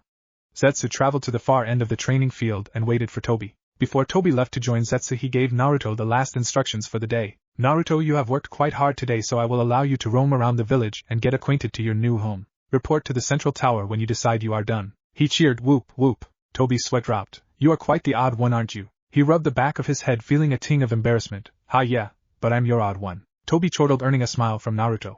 The masked man simply shook his head in exasperation. Here is the badge you will show the guards once you get there. It will identify you as an affiliate of the Akatsuki, and they will let you in, no questions asked. Naruto nodded, taking the badge. Do not lose this, understood? Toby said as he handed Naruto a badge with red clouds decorating it. Hi Toby-sensei, I will make sure not to lose it, and I will be at the central tower before dark. Alright, I'll be going, but don't cause a scene. Toby walked away with Zetsu. Naruto was now alone. The softly blew in the deserted training ground he had been using. He took a few moments to appreciate the city. Spires of all shapes and sizes twisted through the air like behemoths reaching for the sky. Wow, I can't imagine how long it must have taken to build this. He started walking through the city. The damp metallic ground beneath his feet reminded him just how far away he was from his birthplace. I still can't wrap my head around how easily Sensei got me out of that hellhole. 1 second I was in Konoha and the next I was halfway across the world. Amigakure was very different from Konoha. It was always raining, but the city held a beauty of its own. The city was completely made of metal with skyscrapers rising into the sky. The metropolis had a maze of networks and crosswalks used to get from one section of the city to another. If he had a guess, it was both designed to allow for easy travel and to provide a tactical defense in case the city was invaded. Beyond that, the various crosswalks also winded away from the city towards various small rocky islands that dotted the massive lake Amigakure was situated in. Legend had it the 48-mile-wide crater the city was built in had originally created from a duel between Hashirama Senju and Madara Uchiha. Having finished gazing at the skyscrapers, he began to walk down one of the streets that was bustling with activity. The sights and smells of the various goods the merchants were selling amazed him. The crowd at this hour was sizable, with hundreds walking and scurrying past him with their own business to attend to. Bakers sold loaves of fresh bread on the street, and people were loudly bartering for high-priced foods. He spotted a young woman around his age with all assortment of jewelry adorning her. He stopped a passing man in his 30s. Hey, can you tell me where I can find some ramen? The man looked at him with a smile. Sure, kid. He pointed to a little stand past the bakery. Thanks. Naruto waved at the man and ran to the little shop. When he walked in, he found a heavenly aroma in the air. The scent of freshly cooked ramen wafted in the air. The bell jingled and a very familiar auburn-haired woman turned around. Hello and welcome to the best ramen stand in, gasped Naruto. She said, shocked. Blue eyes widened. Ayam looked like she had seen better days. Dark bags lined her eyes and stress lines marred her face. It really is you, isn't it? Suddenly Ayam looked behind her and yelled, Tu-san. Tucci came out from the back of the stand looking haggard. Yes, DA plates dropped and shattered. You're alive, Tucci said. Anxious, he rubbed his hair. Yeah. I got rescued. Quirk and I. Was it a mysterious masked stranger? How did you know? She sighed. The night after you got sentenced, we packed up our stuff and left. We were thinking of heading to Lightning Country, but a strange masked man appeared out of thin air and offered us a large salary if we took our business to Amigakure. He smiled. Thanks, Toby-sensei. Tucci began wiping a dish. So what happened, Naruto? How did you end up here? Well, I was saved by Toby-sensei. He is that masked guy you met? Is he treating you well? Naruto laughed. He's a hell of a slave driver, but he's a good guy. They smiled. He started salivating, smelling something delicious. Ayam brought out a bowl of his favorite dish. The scent of salty miso ramen entered his nostrils and sent his brain into a frenzy. Miso! He yelled happily. He picked up the bowl and started eating with gusto. This place is already awesome. No one hates me so far, and the food is delicious, he thought. The ramen stand owner and his daughter laughed, seeing the happy orange blonde eating away with gusto. Finally done, he rubbed his belly and sighed in content. That was the best. Seconds? Ayam offered. About to say yes, he stopped. Gomen, I am short on time today. Looking disappointed, Ayam sighed. Okay, but you better promise to come every week, mister. I'll try my best, Ayam-ne-chan. Tucci waved. Good luck, Naruto, and come back anytime. He waved back. Will do, old man. Walking outside, it was still daylight, and he was already more happy than he had ever been in Konoha. The life in this place was overwhelming. Certainly AIM was flourishing, considering it was generally avoided by the other nations when they were not at war. Hanzo's presence scared off any invaders that dared to cross the border. The only fighting that seemed to have happened recently was that Hanzo had been overthrown by the new god of AIM called Pain, while Naruto wasn't sure what to make of Pain. Toby had assured him that Pain was a friend and that he would watch over him to make sure that he was safe at all times. He wasn't completely sure about that. He had seen shinobi everywhere, but none seemed to be paying attention to him. In fact, he had never seen Pain at all, the only constant in his entire stay at AIM being the never-ending rain. He did feel as if he was being watched, though whenever he looked where he thought he saw something, he only noticed a shifting in the air, as if something big was moving in plain sight. Looking through the throng of people, he noticed some people his age wearing AIM headbands and decided to interact with them. The children his age noticed the unfamiliar boy and beckoned him over. Naruto saw an opportunity to interact with kids his age, so he complied. There were around 6 or 7 teenagers of various ages. Hey, you with the blonde hair, are you new around here? Asked one of the teens with brown hair. The guy who asked him the question was wearing blue jeans and a black shirt with the aim symbol on the back. Naruto blinked at the question. He had never been asked such a question. Toru, give him some room, said a blue and red-haired girl standing near him. He paid attention to the red-haired girl since she gave off an air of danger. She was wearing a black cloak and hood that covered her features and a dark mesh shirt with black pants and combat boots. When she lifted her head, he caught a glance of leaf green eyes and a slim teenage face. Excuse me, what's your name? Naruto asked the red-haired girl who looked about 14 years of age. She blushed. Oh, sorry, my name's Mabui, she said with a blush. My name is Naruto. It's nice to meet you, Naruto said as he extended his hand. I am a Chunin under Sasori-sama. It is nice to meet you too. Also, these are my friends, Mabui said as she introduced the other 7 kids standing around her. All were around 14 or 15 years of age. Looking towards Naruto was one of the girls who seemed interested in him. She had green hair with tan skin and was wearing black biker shorts with a blue short-sleeved shirt with an Under Armour mesh. He thought she was one of the prettiest girls he had ever seen. She winked at him with her amber eyes, making his stomach feel like butterflies. She stepped forward to the front of the group. My name is Fu. He stared into her orange eyes and grinned. I'm Uzumaki Naruto. She giggled. I see you are new around here. He leaned back and crossed his arms. What makes you so certain of that? She opened her half-lidded eyes wheel. I was going by that new ramen shop earlier when I happened to notice a certain blonde boy looking so lost. Mabui muffled a laugh with her sleeve. Fu, since when did you pay attention to boys? Since now. Fu shrugged. Where are you from? Asked Toru. He blinked. I am from Konoha. That tree-hugger village? Toru laughed. The one and only. He replied. So how did you end up here in Amigakure? Well, how did he want to answer this? Did he tell the truth or offer an alternate version of events? As it turned out, he did not need to answer. Guys, stop. Look at the badge on his chest, said one of the unnamed teens. Huh. Everyone turned to look at the black and red badge he had pinned to his shirt. That's... A hand muffled Toru's voice. Mabui muffled the rowdy boy. Quiet. Remember, civilians aren't supposed to know the significance of that badge, she hissed, looking around at the villagers going about their business. Toru nodded and Mabui removed her hand. Geez, Mabui, don't start, Toru. The two continued to bicker and Naruto tuned them out. Now he only focused on Fu. The girl laughed. Sorry, this isn't the greatest first impression. She blushed. He waved her off. It's okay, I've been in a team before. He pointed at the 2 rowdy friends. This is nothing compared to my last team. The former confident girl turned a cheery red. He hoped she wasn't catching a cold. She averted her eyes. He wanted to stay and talk more, but he wanted to get a lay of the village before he turned in for the day. He made to leave but felt a hand grab his cloak. He turned around to see Fu with red cheeks. Yes? She fiddled with her fingers. Hey, would it be cool if I showed you around? She closed her eyes. She's so cute. He thought. Her pursed lips and red-tinged cheeks made it impossible to say no. Sure. Her amber eyes lit up in excitement. Yee. Fu was like Naruto in a way. She had been brought to Amigakure by Akatsuki much like Naruto, except she had encountered them completely by chance when trying to escape from Takigakure. Takigakure had treated her terribly. The shinobi had stopped her from interacting with any of the villagers, and on the rare chance she did, they looked at her with fear and scorn. Fu had been loyal to the Akatsuki ever since that day, henceforth viewing them as her saviors. Konan had informed her of the blonde's arrival and the circumstances behind it. However, this was the first time meeting him. She was excited that Naruto appeared interested in her offer. He's so cute, she thought, staring at his whisker marks. She resisted the urge to pet them. Naruto, before we do that, would you like me to show you around the village? Naruto nodded. Sure thing, Fu, I would be happy to see the village. Seeing that Naruto was willing, she turned to her other friends. Hey, I'm going to show Naruto around the village, okay? Sure thing, Fu, we will see you later, replied Mabui. Fu motioned for Naruto to follow her. The area we are in right now is near the center of the village called the Market District. Every major village has one, and Amigakure is no different. Fu explained. She pointed her hand to the south. This direction is where the majority of the residents live, though I live in the central tower. Naruto was surprised. Hey, I also live in the central tower. My sensei told me to show the guards a badge to let me in if I needed anything. Naruto explained and showed the badge. I see that you must be special for Akatsuki to have brought you in. Are you a Jinchuriki like me? She asked. Naruto, taken back now realizing he had been conversing with a fellow Jinchuriki, he felt a strange form of kinship begin to develop. One not seen since he had met Gaara. Yes, I'm the Jinchuriki of the Nine-Tailed Fox. I was betrayed by my former village. He spat the last word. I will never return to that pit. Fu understood his pain. It was similar to her own.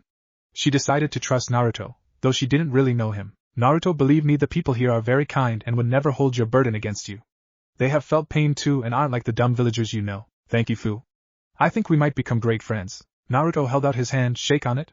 He said. She winked. Definitely. They shook hands and a beautiful friendship was formed. Naruto, how he seemed trustworthy so far, and Chome would have told her if he harbored ill intentions. She could count her friends on the fingers of her hand. She showed him around the south side. The residential district housed over 100,000 AIM villagers and 25,000 shinobi. Naruto felt what could only be happiness. I can't believe how happy my life has been since joining Toby. I've already made a new friend. He followed Fu on a journey he would not soon forget. He walked through busy airborne streets connected by girders and steel beams. He spied a nice 3-story house that looked luxurious.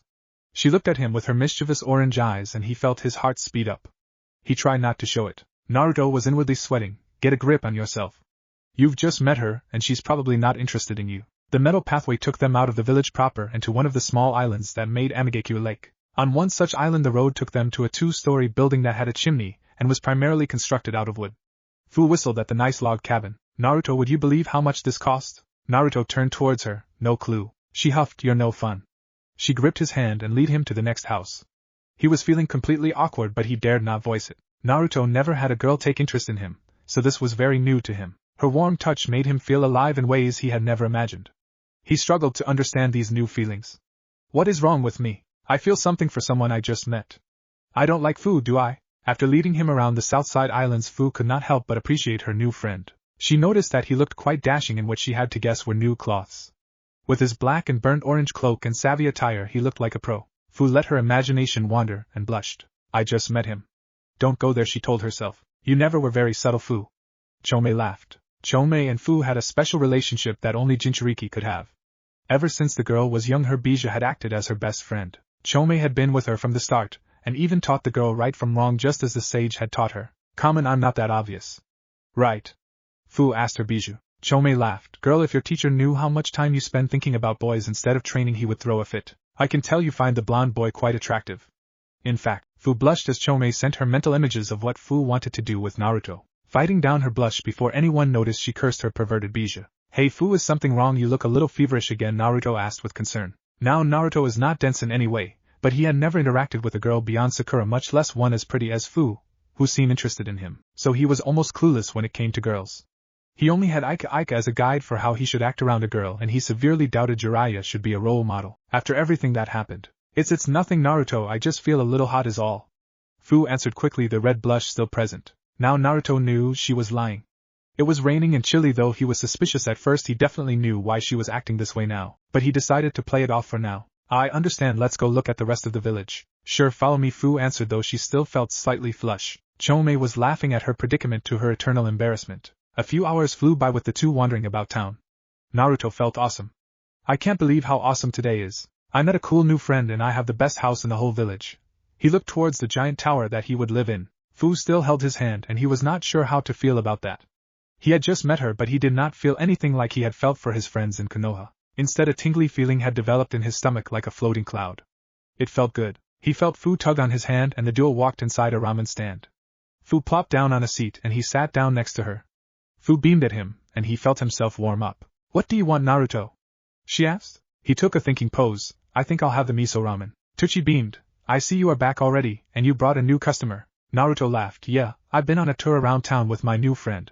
He tried to motion to her but realized their hands were still connected. Tsuchi looked at Fu and smiled. It's good to hear that Naruto has found himself a companion. I have high hopes for you. Naruto did not have many friends back in his home village. Fu squirmed in embarrassment. She was not familiar with praise. Gomen, she said shyly. Came out from the back and started washing the counter where she spied Naruto. Gasp. Naruto, did you finally find a girlfriend? Naruto was confused. Huh? Fu's sweat dropped. Flames from the deepest pits of Tartarus lit up in Iam's eyes. No, hussy is going to hurt my little bro, so you better take real good care of him. Naruto put up his hands. Iam. Please don't scare off my new friend. Tsuchi laughed. Iam dear, let the kids have their fun.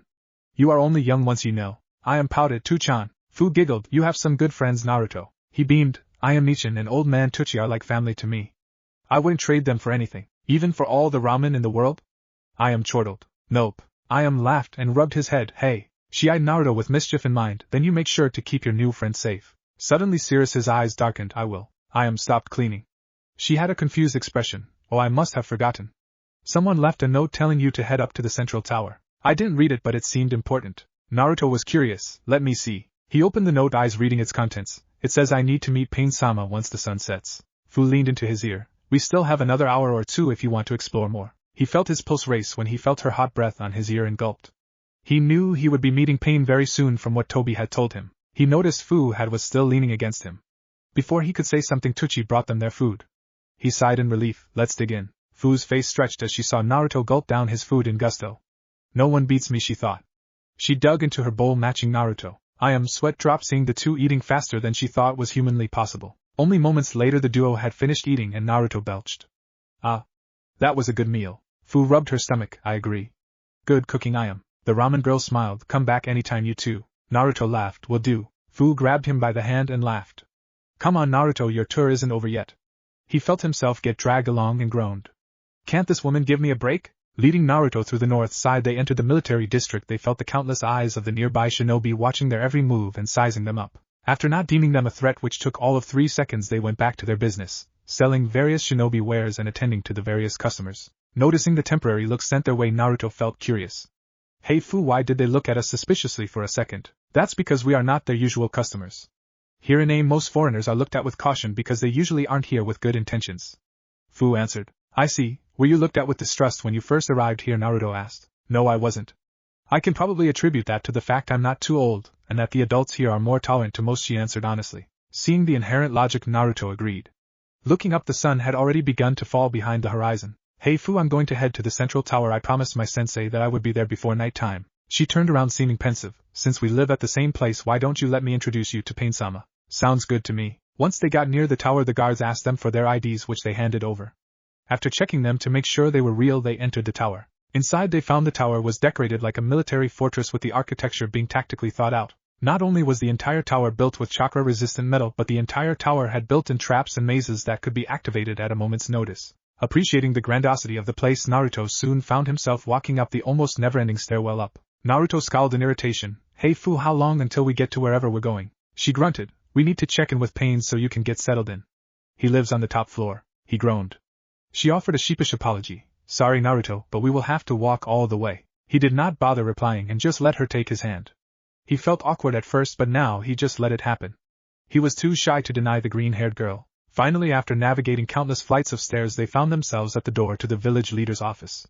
Fu knocked twice and after a brisk enter they went inside. The office was the definition of Spartan, with only the ornate oak desk and a few filing tables being the only furniture. In the center of the room was an hole that opened onto a ledge that extended for a dozen meters outside. The leader of the village was turned around on the edge of the metallic cliff facing the city, the ever-present rain making a tapping sound against the walls. Welcome Naruto. Fu. With that, the leader turned around and revealed himself.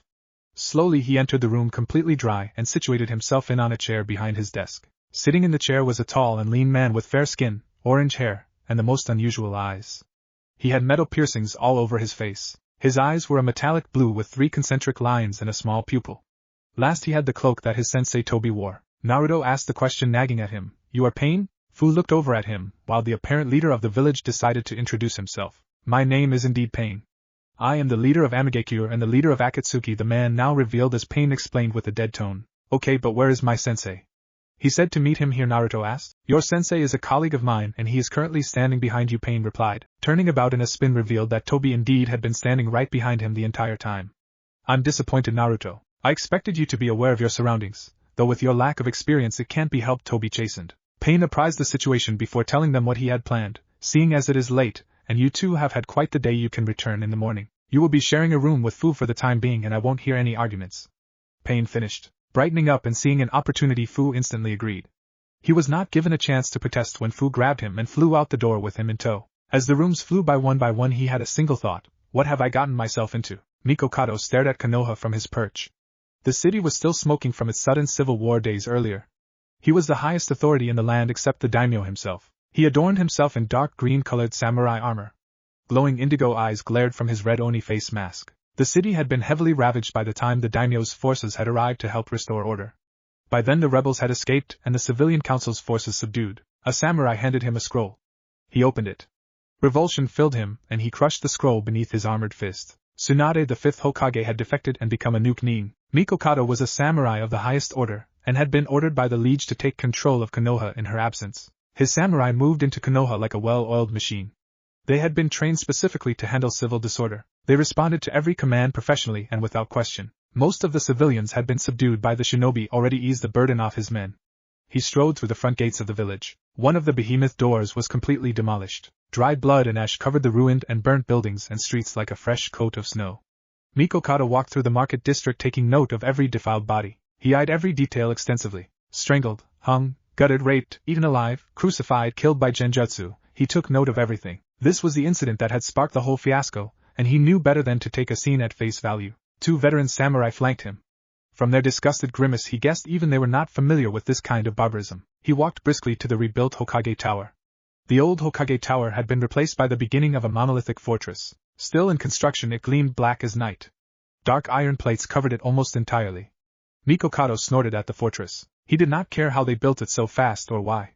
This was a chance to assert his dominance over these frail ninja. When arrived at the Hokage Tower, an Umbu with a hawk mask appeared. "Welcome, Lord Mikokado," he roared. "Enough with the pleasantries. Bring me to your council before I end you." The Umbu nodded stiffly and he was led into the fortress. He made way past countless secretaries and paper pusher ninja along his way to the esteemed council. Mikokado finally arrived at the double doors that marked the council chambers. As he walked in, Mikokado found the council waiting quietly inside. The entire shinobi council was assembled along with a quarter of the old civilian council. The old civilian council had over 20 seats, and now only 6 members were left. The ones alive currently are the ones who were either too smart or afraid to join their fellow members in treason. Danzo Shimura sat at the head of the table with Naro Shikaku and Inoichi Yamanaka at his side. The rest consisted of Tsuminuzuka, Choza Akamachi, Shibi Abirame, Ibiki Marino, Hyuga Hayashi, Hamura Mitokado, Koharu Yudatane, and lastly Sasuke Uchiha. Danzo faced Mikokado with an air of caution and barely veiled anger. Danzo stood up with the rest of the council. "Welcome, Lord Mikokado. I hope your journey was pleasant." Danzo spoke with false kindness. Mikokado laughed harshly. "Don't shower me with your flowery dribble worm." Danzo's visible eye held visible anger, and he gripped his cane harshly. "My apologies, Lord Mikokado. I did not mean to insult you or the fire daimyo by proxy." Mikokado let a sneer cross his face. Shikaku spoke up. "I'm sure we're all very stressed with this recent disaster. Why don't we start this meeting?" Hamura and Koharu reached forward to shake hands with Mikokado. "We of the Honorable Council would like to welcome you," Koharu said kindly. Mikokado shook her hand and faced Hamura. Hamura smiled at him nervously. "I'm sure my fellow council member did not mean to insult you, my lord. Danzo is just stressed." Mikokado regarded Hamura with nothing less than utter apathy. "I care not for your diplomacy or false kindness. I'm only here to take charge of this village by the fire daimyo's order. Until the yandame returns, you are all under my command, understood?" The civilians were too afraid, but one stood up. "Why should we follow a samurai of all things? I don't care if you are under the daimyo." Mikokado appeared before him faster than anyone could follow. Mikokado sheathed his sword with a click and everyone wondered what had happened. The leader of the banking clan was wide-eyed and seemed unusually pale. "Impossible," he whispered.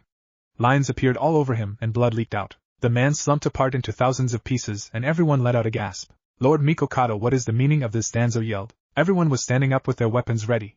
Before Danzo could utter another word, an enormous pressure weighed them down. The force was so crushing all of the civilians passed out, and the shinobi council was forced to their knees. Mikokado stepped in front of Danzo and drew his sword.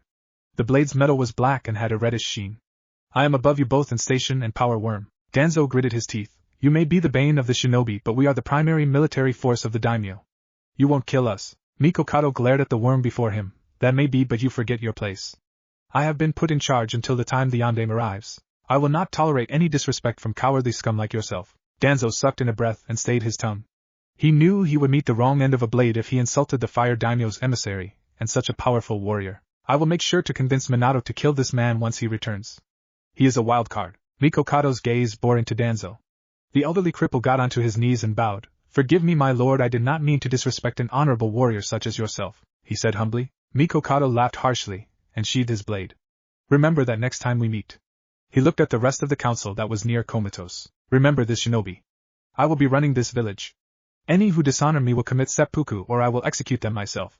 This village will be run by way of Bushido." He looked at the pathetic council before him. "Remember that I own you and by extension the daimyo. Follow me unconditionally, and we will have no trouble." He left the room and everyone let out a collective breath. One of the civilians shakily stood up and asked the question on everyone's mind. "Lord Danzo, who is that man?" Shikaku and Inoichi glanced at each other, as did Koharu and Hamura. Danzo sat down in a heap. "That man is the paragon of the Fire Country's army and the daimyo's right-hand man. He has been alive for as long as Konoha's existed, and very strong." Inoichi himself was curious now. "I knew he was strong, but how has he been alive that long?" Koharu answered him. "There have long been rumors that he stole Lord Hashirama's blood in their last bout, and has used it to live this long. They were never confirmed and the man's station makes him almost untouchable." Danzo continued where Koharu left off. "Besides that, the man is very mysterious. No one besides the late Lord Hashirama and Uchiha Madara have ever lived after fighting him. Neither of the aforementioned two are alive and they never told a word of each other's abilities. The council gasped. Many were shocked that someone with that kind of power was still alive. Shikaku spoke. If he's that powerful, then why haven't we heard about him? Danzo grimaced. That is because, like I said, no one has lived after they fought him. He also prefers to stay in the royal palace in his old age and teach the Guardian 12. Jiraiya was not having the best week so far. He had started his week with the imprisonment of the demon brat, although Jiraiya knew he was just a normal kid, not that he cared either way. Everything was for the betterment of Konoha. Children were just another sacrifice that each generation made to keep the tree that was Konoha strong and healthy. He compared children to nutrients. They were vital to the healthy state of the tree and they were vital to the next generation's development, something that he often compared to acorns and the budding of saplings. Now Jiraiya may be one of the most carefree shinobi that anyone knew, but those that really knew him saw a cold and calculating shinobi who wouldn't hesitate to do anything to keep his village at the top. Right now Jiraiya was heading towards Tsunade's reported position. He was dismayed that another teammate had betrayed Konoha. He readied himself for what must be done. Tsunade had made her decision. Jiraiya stood still preparing himself for sage mode. He knew that time was precious and he was the only one capable of tracking down Tsunade before she got out of Fire Country. His features began getting more toad-like with warts appearing on his face and gaining bar-shaped pupils. Once he had gained enough stored energy he blasted off heading towards her signature. Why did it have to end this way? He thought. As he started to gain on her trail he made the ram hand sign triggering a seal far away that he had made in preparation a few days before in case such an event might occur. Tsunade and Shizen had almost made it to the border near Grass Country. Tsunade had thought if they kept themselves to a civilian's pace they might avoid suspicion. They had made good time when they stopped for a break in a grassy field. They were about to take off again when a seal suddenly appeared on Tsunade's neck and started glowing. Immediately feeling her strength waning and unbearable pain she fell to the ground. Tsunade!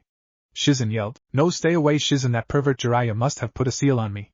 You must get away before he gets here. Noticing her master's serious tone she ran for the border leaving her master to her fate. I'm so sorry Lady Tsunade, Shizen thought. She was crying as she fled. 5 minutes later, slowly walking towards her from the south with a confident step was none other than Jiraiya. Jiraiya had a frown on his face. Now just a few feet away he stopped. Tsunade, you must underestimate me, Jiraiya, Konohagakure's greatest spy master and second greatest seal master to not have put a seal on you if given the chance, Jiraiya said, with a chortle. No, but I thought that you weren't complete scum. She replied through gritted teeth. Damn you to hell. She tried, standing only for the seal to glow brightly and feel excruciating pain. Jiraiya snorted. Please, like I care. You gave me the opportunity when you slept with me months ago. The only thing that matters is that you're the last Senju, and it's time for you to bear strong children for the betterment of the village. You brought this on yourself for defying the Yondaime. He ended his statement with a discreet hand seal. Crunch! Jiraiya gasped as a kunai sunk into his gut, while a fist knocked the unresponsive Tsunade to the ground. Ah, son of a bitch! A figure slowly approached the bleeding perverted sage before stopping. Jiraiya looked up with half-lidded eyes at the man looking down at him. Hello, Jiraiya. Jiraiya snarled. You! The man stepped forward revealing one Saratobi Horizon. Yes, me. Fu finally let him go and plopped onto his bed. He glared at his green-haired friend. Could you have at least let me walk for once without dragging me along? Fu puffed her cheeks and faced away. I didn't mean it like that. Naruto sighed. It's okay, Fu. So which bed is yours? Fu looked at the bed he was laying on, which had purple-colored bedsheets, then at the only other bed which had crimson-colored bedsheets. I'll take the one you're on, she said. He nodded. He went over to the crimson bed and jumped. He landed on his stomach and laughed. Fu looked over at him with a curious expression. What's so funny? He laid his head on a pillow and looked over at his friend. Fu was laying on her side and he could not help but admire how beautiful she was. Fu's gorgeous green hair covered her left eye and she was splayed on her bed. Beautiful. Naruto? Her voice startled him, bringing him back to reality. He realized he'd been staring. I was just thinking about how much better I have it here than I did in Konoha. She smirked at him. If your life was anything like mine, I can see why. He waved her off. It wasn't really that bad until the end. I realized I was living a lie and someone very nice helped me escape. He closed his eyes and tried to slow his breathing. Fu leaned in to listen but realized Naruto wasn't going to elaborate anytime soon. She sighed and closed her eyes. The next day would be a very special one for them. Naruto woke up with a yawn. He opened his eyes as sunlight streaked through the window. I wonder what today has in store for me. He jumped out of bed and looked at his new room. Not very homely. Indeed, the room was very Spartan with only 2 beds and a bathroom. He looked over at Fu and found her sprawled on the bed with the blankets twisted everywhere. She was clad only in a bra and panties. He felt his pants tighten and blushed. I better get going. I don't want Fu to think I'm a perv. Unbeknownst to him, Fu was wide awake. Dan, what do I need to do to get his attention? She thought. He threw on his cloak and clothes after taking a shower and headed out. He assumed Fu would join him after she woke up. I wonder why she's acting so touchy, must be a girl thing, he thought. He walked out the door and spotted the dreadfully long stairway. The drab colors of the spire annoyed him as he walked up to the top floor. Step after step had him anticipating his meeting with Pain. He seemed like a nice guy, but that could just be an act. Konoha had manipulated him for years. They had played him like a fiddle. He was nothing more than a tool to be used and discarded on their whim. He would not submit again. He was drawn out of his inner turmoil when he arrived at his destination. The hard oak door that marked the entrance to Pain's abode was in front of him. Relax. He seems reasonable enough. He knocked on the door and waited. Come in, came Pain's monotonous voice. He walked inside slowly and closed the door. He faced the reputed god of aim with a respectful bow. Pain's stare bore into him and he suppressed the urge to flinch. Pain, Devapath, sat in his chair with Conan at his side. Pain's metallic purple Rinnegan eyes held nothing but apathy in them as he regarded Naruto. I see you are up early just as I asked, he said, even though they both knew it was an order. Naruto stepped forward. Pain-sama, if I may ask, what do you want of me? Pain's left eye twitched. I am aware that my associate recruited you. Naruto nodded. Pain regarded him with veiled suspicion. I see he has told you of his intention to induct you into Akatsuki, yes? Yes, he told me that I would be trained by Akatsuki and become a member once my skill level is ascertained. Naruto said. Correct, you will become the Akatsuki's judgment upon Konoha. I'm certain you won't disappoint me. Pain stated. Naruto shook his head. Of course not. I hate that shithole. Pain smirked. That's good to hear, Naruto. I would have hated to kill you if you held any loyalty to Konoha. Naruto gulped. This just reminds me that I need watch myself. I might enjoy living here, but this guy isn't one to joke around. Conan had been silent the whole time, but Naruto felt like she was staring at him. Naruto stood silently in front of Pain while he read papers on his desk. Naruto looked at Conan at the corner of his eye and found her looking at him strangely. Why is she looking at me like that? Naruto thought. Conan was sending him a wary glare while standing behind Pain. She silently moved her lips, watched herself, she mouthed, and eyed him like a predator. Gulping, he started sweating when Pain looked up. Naruto, I will begin training you tomorrow morning as per your sensei's instructions. He almost fell over. Pain was teaching him? Pain stood up from his chair. Tomorrow I will begin instructing you. Be prepared, as I will not tolerate failure. Pain said with a harsh tone. He nodded. I will not fail you, Pain-sama. You're dismissed then. Pain motioned for the door. Naruto walked outside and calmly traveled back to his room. Once the door closed, Pain glared holes at the door which the blonde had walked out of. He turned to Conan. Should we eliminate him? Conan took a thoughtful expression. We should not trust him. That Madara is shady and any pawn of his should not be trusted. Pain sighed. We cannot take on Madara as of yet, but I need someone to watch over him. I want you to try to get as close as possible to the boy, understood? I doubt he would let me get close if he had ill intentions, Nagato. Conan said wistfully. Pain walked over to the opening in his room that led outside to a narrow ridge. The constant rain thumped against the metal. He turned his back to Conan as he looked outside. I will leave the boy in your hands. If he is as innocent as he appears, I want you to sway him to us and away from Madara. And how do you expect me to do that? She asked. Pain glanced at her with his cold metallic eyes. Use your relationship with the girl. She looks up to you. Understood. Dismissed. Conan, not for the last time, silently wept for her apathetic friend. Jiraiya was feeling the worst pain imaginable as he laid on the cold, unforgiving ground. After Hiruzen had appeared, the old sagely man had simply given him the most cold, disapproving gaze he could imagine, and somewhere deep inside it had hurt. The old man had taken his teammate away, leaving him to bleed out. He was so into his ruminations that he almost missed the crunch of feet hitting the ground. Looking over to the sound of the new arrival, he gasped. Standing in front of Jiraiya was the Yondaime Hokage Minato Namikaze. Minato, the words came out of Jiraiya's raw throat like a rasp. Walking closer revealed the Yondaime in his classic outfit with a white cloak and flame design with the Konoha Jounin flak jacket. Meeting Jiraiya's gaze after looking at the Toad Sannin's half-naked and bleeding form, Minato let out a chuckle. Hello Jiraiya, it seems you had some trouble. Jiraiya returned the jab with a snarl. You know, Minato, you could share some sympathy. I just lost a lot of blood. The man gestured to his bleeding abdomen. Minato's eyes gleamed darkly. Don't look for sympathy when you let your guard down. Now on to business. Noticing the seriousness in his voice, Jiraiya shakily got to his feet after stemming the bleeding. Finding that Jiraiya was paying attention, he began. As you are aware, the Kyuubi Jinchuriki is gone. While I won't accept any excuse, his absence is secondary to the current situation at hand. The most important problem we face right now is a rebellion.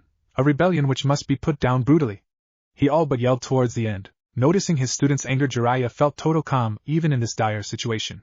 Minato, calm down. Minato coughed. Calm down, surely you joke. Jiraiya laughed it off. The Jinchuriki will be found and the rebellion will be put down just like the Senju and Uchiha clans were when they rebelled against you. Huffing in anger, Minato kicked a nearby rock, disregarding Jiraiya's words. No, I won't take this laying down. My village, mine, was attacked and weakened. Now I have to pick the pieces up for Tsunade's failure. Understanding his student's anger, Jiraiya had a brilliant idea in his mind. Minato, I think I have a brilliant plan to gain more power for the village. Minato was now interested.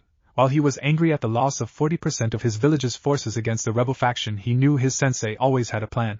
Alright, I'm interested, so what do you have on your mind, Jiraiya? I was thinking about using Daimyo's royal army to draft however much of the Land of Fire's population as possible. Seeing that his idea had literally stunned Minato into silence, he continued. Now, while the Fire Daimyo would normally refuse such an action, I can simply slap a mind control seal on him, and make him our personal puppet. Minato was surprised at the cunning and audacity that the plan proposed.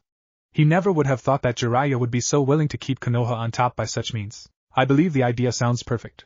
Now we will simply make the Fire Daimyo disappear for an hour or two and have total control of Fire Country. While that's being taken care of, I will return to Konoha and begin training the Uchiha. Seeing his sensei's questioning stare, Minato explained, I have had the boy watched his entire life.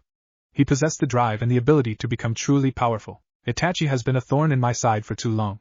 It is only fitting that his little brother finish him off. Jiraiya was reeling. He had not expected that. This was putting a lot of trust into a possible flight risk. He could only trust in his student's judgment. Yes, this will surely boost Konoha to the very top like it always should have been. It was nighttime by the time he and his sensei had finished discussing their plans to manipulate the daimyo. After finalizing the plan, he had walked back to his camp nearby that he and his family had set up. Entering camp, he received quite a few looks sent his way when he entered. Kushina was the first to notice. Hello, Minato dear. Why the long face? She asked, sitting by the fire. After the Kyuubi attack, Minato and Kushina had disappeared along with a few elite jounin. Many were confused, but Hiruzen, the newly reinstated Hokage, had convinced the populace that Minato had been injured in the battle and needed to buy a way to recover. The truth, however, was that after the events of the Kyuubi attack, Hiruzen had forcefully taken control of the village from Minato, and banished the mortally injured man. Minato, seething with hatred, had plotted how to take back control of his village. The opportunity had presented itself when Orochimaru launched an assault against the peace-loving village, giving Minato the chance to plant Tsunade in his place. The woman resisted, of course, but that was nothing when her cute little apprentice was used as leverage. Smiling at his wife, he dropped down next to the fire without a care. Tsunade fucked up and let the Jinchuriki get away. He replied like it was an everyday thing. Well, damn. I never expected Tsunade to be so incompetent. She might have ruined everything. Kushina groaned in anger. She has sought refuge with Hiruzen and those damn rebels. Minato scoffed. Looking up from the scroll she was writing on, her lips curled. That just means more people I can kill. The red-haired woman giggled. I can't wait, bathe myself in her cute apprentice's blood and watch her despair. Minato bore his teeth menacingly and laughed. All in due time. First we get the village in proper order. Noticing the noise, the occupants of the other tents started coming out to see what the commotion was about. The first two ones to come out were children looking about 12 years of age. The girl had her crimson red hair falling freely to her back and wore a black mesh shirt with dark pants, and a faded red cloak falling to her knees with blue swirls emblazoned on the back and sides. She wore the classic jounin flak jacket that Konoha was famous for and sported deep blue eyes. The girl's name was Naruto Namikaze. The boy was the spitting image of Minato, wearing exactly what he did in his jounin days, except he did not wear the cloak his father did. He was wearing a Konoha jounin flak jacket with black onbu-style pants, and had his blonde hair spiky and untamed. The boy's name was Akira Namikaze. Seeing his children were coming to greet him, he smiled. Naruto, Akira, I see you two look prepared to arrive in Konoha tomorrow. Nodding at their father's statement, they seemed confused as to why he was so upset. Minato looked into the burning campfire. Kids, it seems our dear Tsunade has failed us. Once you two have finished your training, I wish for you both to hunt her down, Minato explained with a fatherly tone. Understanding her father's logic and that the woman had failed her father, Naruto licked her lips in bloodlust. Naruto had been raised in a Spartan fashion and would crush her family's enemies. Akira, however, seemed almost hesitant. Isn't that one of the legendary Sannin? Can we really take her on? Minato was about to laugh the boy's concerns off when he paused. She is accompanied by Hiruzen and his posse. I suppose I might send some backup. Akira smirked, knowing his father had a plan, and walked back into his tent. Kushina yawned, feeling bored. Naruto, your father and I need to discuss our plans. Off to bed with you. Feeling quite irritable, Naruto huffed. Whatever. Finally they were alone, and so he told her the plan. The Land of Waves was a peaceful and prospering country ever since their hero had saved them from Gato's tyranny. The citizens were no longer living on the streets, with malnourished bodies. After Gato died, they finally had not only their homes back but their lives as well. They were finally getting their economy back in control, and children no longer needed to walk the streets in poverty. After Gato's death, Tazuna had been made the unofficial daimyo of Wave, since the real daimyo threatened Tazuna if he ever tried to usurp him. With Gato dead, the people of Wave were free, but Tazuna knew Gato was only part of the problem. After all, he never could have taken over the country so easily unless the daimyo himself was somehow involved. Recently, however, Tazuna had been approached by several Konoha shinobi. When he went to greet them, they rebuffed him, saying they were rebels. They offered to ally themselves with him in taking down Nami's corrupt daimyo in exchange for letting their forces build a village in Nami no Kuni. The results of said partnership had shaken the country to its core. Flashback. Right now Tazuna was feeling quite happy. Why, you might ask? Because he had gotten a meeting with the leader of the rebellion, who had quite the offer for him. Walking through the door of his modest home was none other than Hiruzen Sarutobi, the man who proclaims himself the hope of Fire Country. Walking inside, the Sandaime greeted the bridge builder and his family. He entered the house and sat down on a chair. Hello, Tazuna. I am Hiruzen Sarutobi, and I'm here to make you the offer of a lifetime. Tazuna was listening with rapt attention, while he and Tsunami sat at the table. Tsunami smiled. We're glad to see you, Hiruzen. We were afraid that it was a hoax. He chuckled. I would never dream of it. Taking a deep breath, he went over his well-rehearsed speech. What I'm here to offer you is the chance for your country to gain a shinobi village. Tazuna was floored. He never expected that. Finally finding his voice, he spoke. I'm willing to hear out your proposal, but don't you think this is something you should have gone to the daimyo about? Hiruzen understood the man's confusion, and shook his head. While I admire your honesty, what I plan to do is create a village here in your country. I want to use it as a staging point to wage war against Fire Country. Once I have established the village, we will immediately conquer any nearby nations, whether they be neutral or allies, to gain supremacy over Konoha, he declared with a professional demeanor. Dazed by the absurd proclamation, Tazuna was not sure what to say at first. Wait, if that's true, then why did you come to me first? He blurted out. That's simple. I think you are one of Wave's most respected individuals, and I certainly prefer you over the current daimyo. Tazuna could understand his sentiment.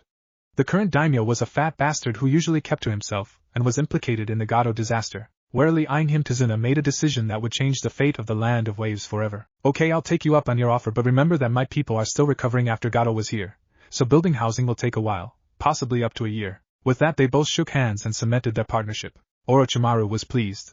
One might think that with the failure of Sasuke's defection that the man would be raving mad.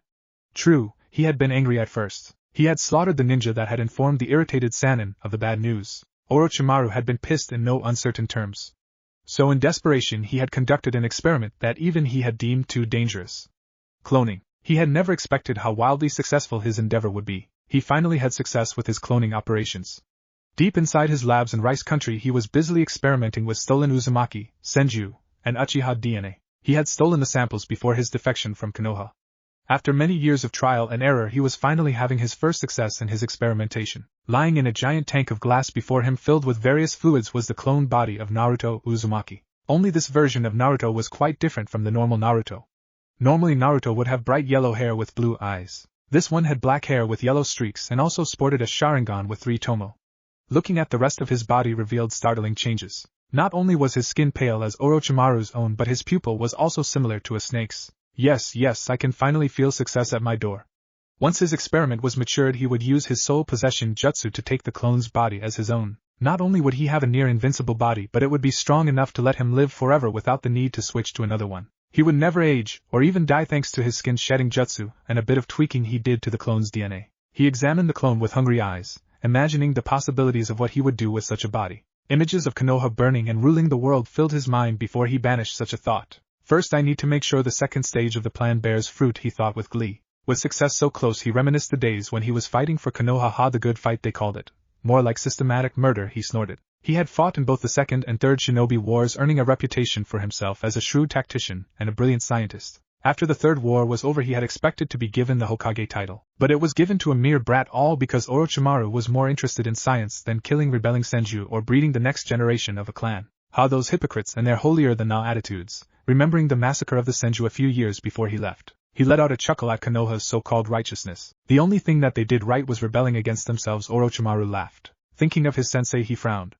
The man was a complete fool, of that he was certain. He had let his hubris blind him to the possibility that Minato had been pulling the strings behind all of that era's misfortunes. The Yondaime had ended the violent Senju rebellion and took the Hokage reins shortly after.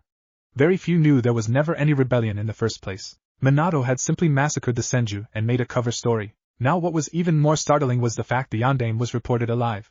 Rumor had it the man was returning to Konoha within the week. Orochimaru had hoped the man died in the Kyuubi attack. Orochimaru cackled. Well, Yondaime, I'm impressed that you managed to survive the Kyuubi, but I can only imagine your surprised face when you learned of the Kyuubi boy's escape, or Hiruzen's rebellion. Briefly the man thought of how disappointed the Sandaime was in his perverted student. Orochimaru remembered how depraved Jiraiya had become prior to his defection. Jiraiya had attached seals to Orochimaru and made him the way he was. It angered him at first, but then he realized it was a blessing in disguise. Orochimaru absolutely loved the way he was now. Pure and free of foolish human emotions. He thought about what frustration his teammate must be going through. Oh, I wish I could see his face as his village lay in ruin. He thought, going back to his original train of thought, After he had left Konoha, he had been approached by an organization known as the Akatsuki, a group of S-class ninja much like himself. But Orochimaru wasn't interested in the organization's goals. No, he was interested in some of their abilities. Their abilities had the answers he was seeking for such a long time. The leader, Pain, had the fabled Rinnegan. When Orochimaru had first laid eyes on it, he was incredibly shocked. Not only was the brat that his idiot teammate trained so long ago the leader, but he had the legendary Rinnegan. Salivating at the thought of it, he held himself back and decided to gather some samples later. It wasn't easy. Well, it was impossible, but as he found out the man was controlling corpses through the black rods he had embedded in the bodies. He found this out when he witnessed one of the bodies die while Pain was training with Conan. After the battle, he had retrieved one of the black rods that he had left behind. Imagine his surprise when he found out the rod was made of Pain's chakra and could possibly be replicated if he was careful. The next on his list was Pain's partner Conan. Getting her DNA had been just as difficult, but when she left some of the paper she made from her own body laying near Pain's training ground, he got it. Next on his list was the immortal duo Kakuzu and Haiden.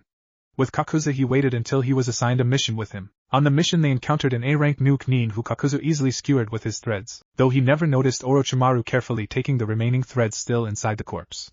Haiden had been rather easy. The man usually stabbed himself in a strange ritual to kill his target, and bled everywhere, so getting his DNA was easy. Kisame was a tough one, but he got his DNA and a few scales from his sword too. He had invited the swordsman to a bout to test his skill, and though the man was suspicious he couldn't turn down a challenge to clash with the legendary Kusanagi. Once the battle was over, which he had lost since the Samahata absorbed everything he threw at the swordsman.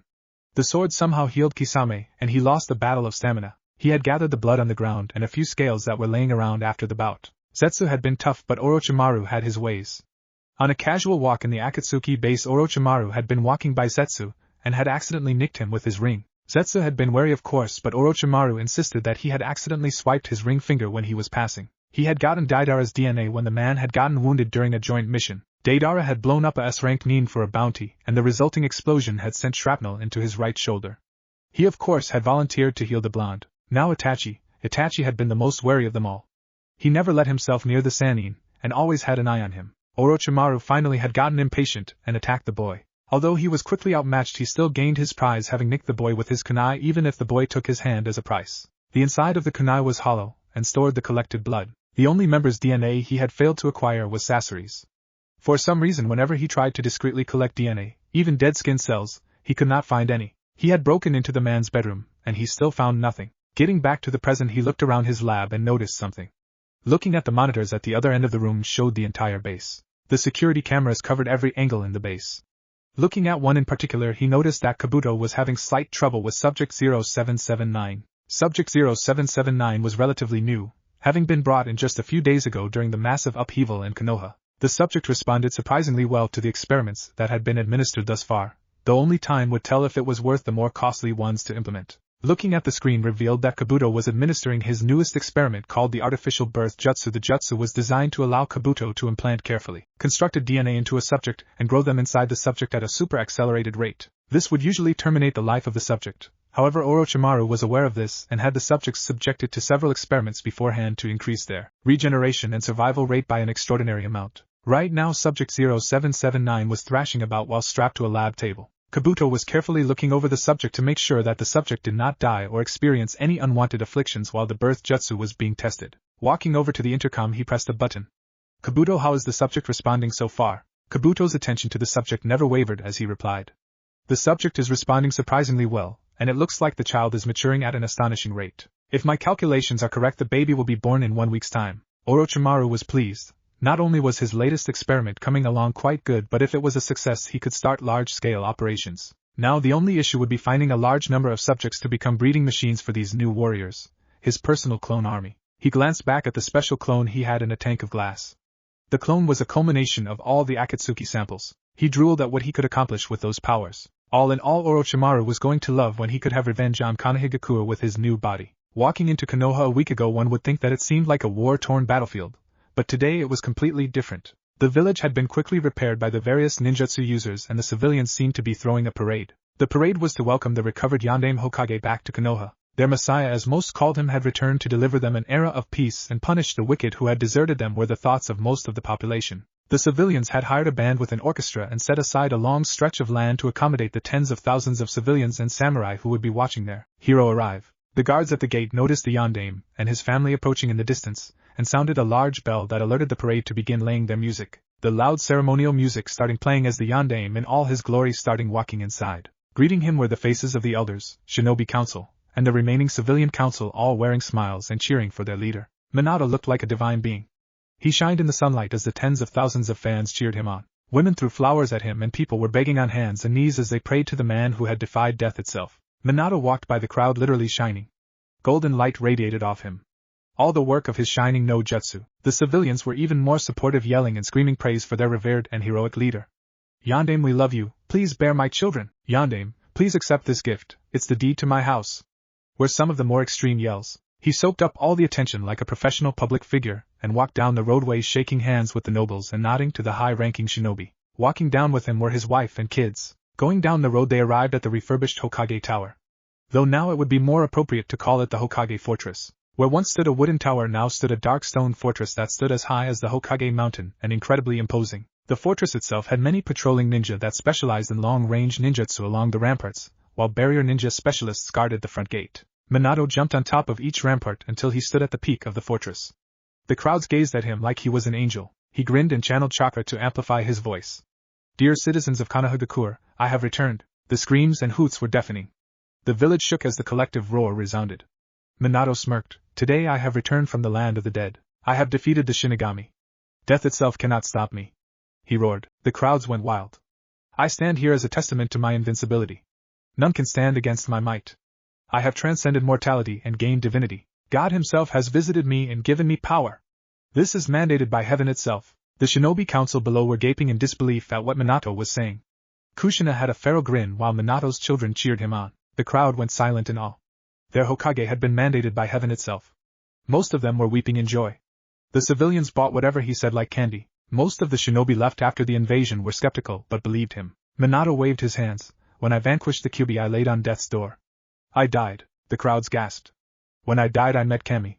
He returned me to the living so I could carry out his divine work. I am in essence Kami's divine judgment on the elemental nations. He kept up his facade. With my divine judgment I find this world lacking. Immoral sinners plague Kami's kingdom, and I must be his shepherd. I will herd the immoral sheep of this world to salvation. Power exploded around Minato, and he exerted his chakra to the straining point. Dark golden chakra poured from his being and turned the sky over Konoha a golden hue. The crowds whispered to each other, and all bowed at once. All hail Minato! All hail Kami! They yelled. Minato smirked and hid the pain from chakra exhaustion setting in. Even with sage mode that took a lot out of him. Chakra exhaustion kicked in, and he bit his tongue. The crowds below worshipped him. Step 1 complete. The sheep bought it. I am their shepherd after all, he thought. Minato high-shined in front of the fortress where he sensed his wife and children. Kushina kissed him on the cheek and his children hugged him. Minato looked at Kushina cheekily. And you didn't think I could pull it off? Kushina chuckled. I guess I underestimated how ignorant our people are, again. Minato smirked. I'm always right. It's always been that way, honey. Danzo and the council approached Minato, and waited for him to acknowledge them. The civilian council looked somewhat frightful of Danzo while the shinobi looked happy their leader had returned. Minato bowed for Kushina. Welcome Kushina-dano. If you would find a place for the children, I will take care of this. Kushina nodded and left with the children. Appraising the fortress, Minato nodded. I'm very impressed with the fortress, he said to one Shimura Danzo who was smirking at him. It was quite easy to procure the funds when I have so much dirt on the remaining civilian council. I simply showed them evidence of their embezzling and they had no trouble funding whatever I desired. Danzo explained with a smug look. Minato grinned. Show me inside. I have quite the plan to tell you regarding our next actions, including your instatement as Hokage.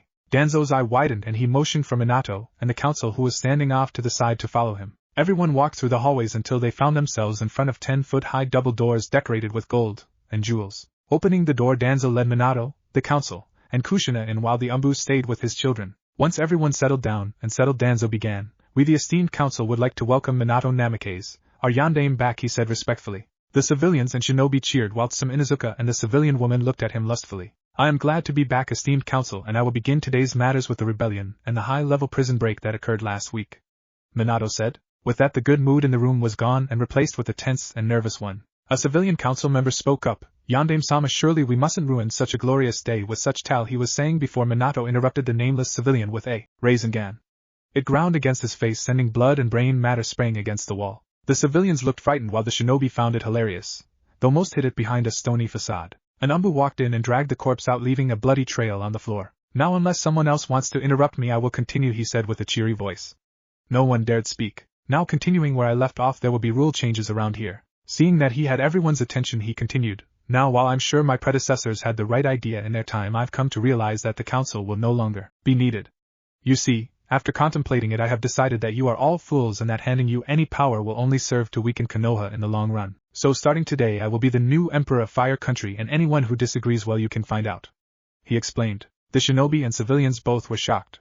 They had not been expecting something like this. Shibi Aburame was one of the most shocked. Hokage-sama, I cannot see the logic in such a decision. But I see that none of us has the power to stop you, Shibi explained with a dead tone. Most of the civilians thought about voicing their dissent, but a quick look at the blood spatter on the wall quickly dissuaded them of such a notion. Hayashi Hyuga along with Shikaku, Choza, and Inoichi stood up. We will not let you take away our clan's authority, Minato, Hayashi said threateningly, while the other three looked unsure of themselves and tried to look defiant. Danzo appeared shocked at the sudden boldness Minato displayed but wisely kept his mouth shut and decided to just watch events play out.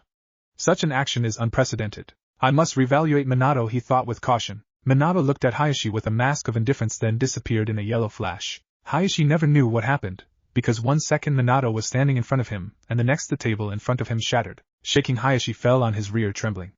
Minato lowered his fist and made the message clear. Defy me and I end you. Minato looked at the shaking forms of the 4 defiant clan heads. I would advise that you sit down before I'm forced to put you down permanently, he said with deadly intent. The 4 clan heads rushed to get into their seats, seeing they stood no chance, and that the rest of the council seemed to be obedient. Moving back to his seat, Minato sat down. Now that there is no dissension, I will begin with the next phase of the plan. But first, any civilians will excuse themselves now or face death, he said seriously. The civilians ran out of the room and shut the doors behind them, but not before you could hear the sounds of the umbus slicing them to death the second they stepped outside. Can't have any rumors flying about. Seeing that the room had gone deathly silent, Minato began to explain his plan. Now that the civilians are out of the way, I will begin explaining my plan, since most of you will be leading my forces to victory. Now the first step begins with me replacing the daimyo and becoming the ruler of Fire Country. Seeing the former council's shocked faces, he let out a chuckle and continued. The next step, Konoha will use the daimyo's royal army to conscript a roughly 1 male for every 1 family of 4 or larger. Around 2 years' time we will have speed-trained a good number of genin and chunin and launch an attack on Hot Springs Country. The former shinobi council was shocked again and somewhat bitter over having their powers stripped. Seeing the dejected looks on the shinobi's faces, he was thrilled. That's the look I was waiting for, he thought, excited. Continuing where he left off, he coughed to get the shinobi's attention, since many of them were still coming to grips with what happened. Now, since most of you will be commanding my troops, I will let you in on some secrets that only me and Kushina are aware of. Looking interested now, they listened carefully. Minato grinned. I'm sure most of you have heard how I valiantly managed to defy death and seal the Kyuubi. What you don't know is I never needed to seal the Kyuubi in the first place, he said with a sneer, having foregone all pretense of a kind and caring man. The shinobi let out gasps.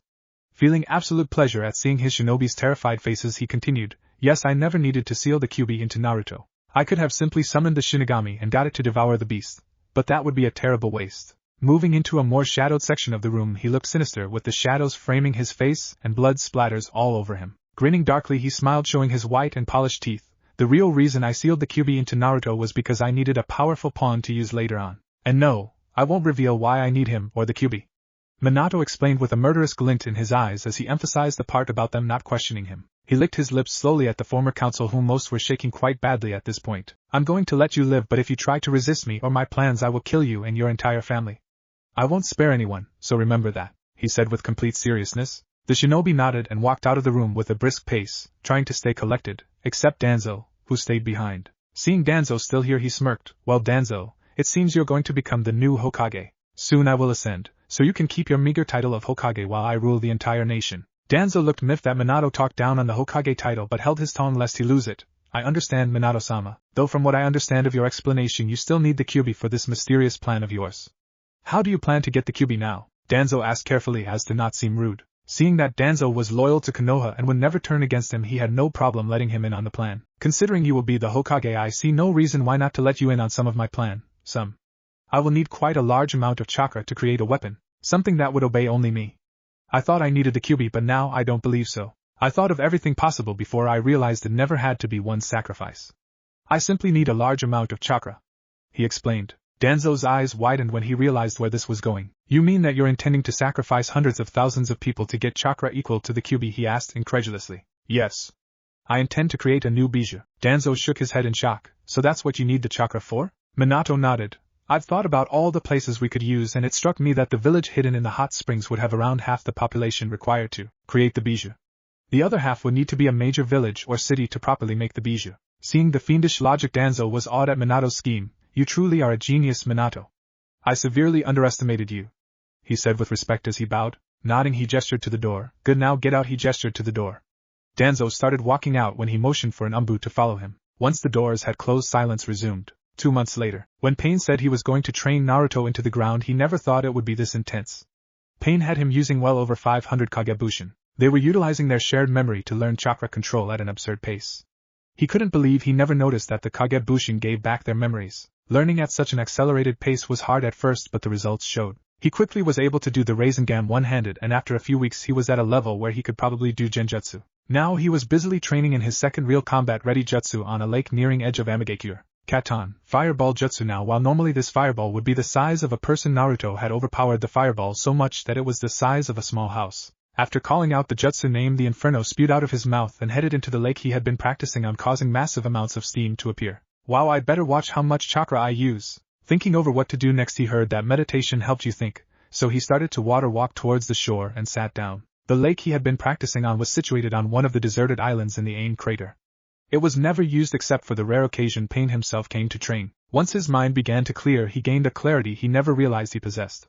He began to think of what he wanted to work on next. His genjutsu was coming along nicely ever since Toby taught him his first one last week. It was called Hell Viewing Technique. It showed you your worst nightmare and paralyzed you for the duration. Deciding that he needed more work on jutsu and chakra control, he imagined a new technique he could utilize to bolster his already impressive supply. Deciding to test this idea out after finishing his meditation, he began to think of his social life. What do I have now that I didn't before? He thought inwardly about his new home. The images of the hateful villagers from Konoha beating and hurting him came to mind before he banished them as quickly as they came. Now his mind began to clear, and he thought of everything he gained. There was his sensei Toby, Fu his best friend, the Ichirakus, and the rest of Akatsuki. He thought of them like the family he never had. Now while Konoha had some people he liked, they were never this close to him, or showed him kindness beyond a simple acquaintance. His sensei Toby had rescued him from a village that hated him, and had showed him a place he could truly call home. The lovable masked man may not have shown him his face yet, but he could tell he had a heart somewhere down there, even if it was buried. Next was Akatsuki, who, although were criminals feared throughout the land, they had gained the boy's friendship after he had met a few of them. His favorites were Konan, Itachi, Sasori, and Kisame because they seemed the nicest. Now there was Fu. He wasn't sure what to make of Fu.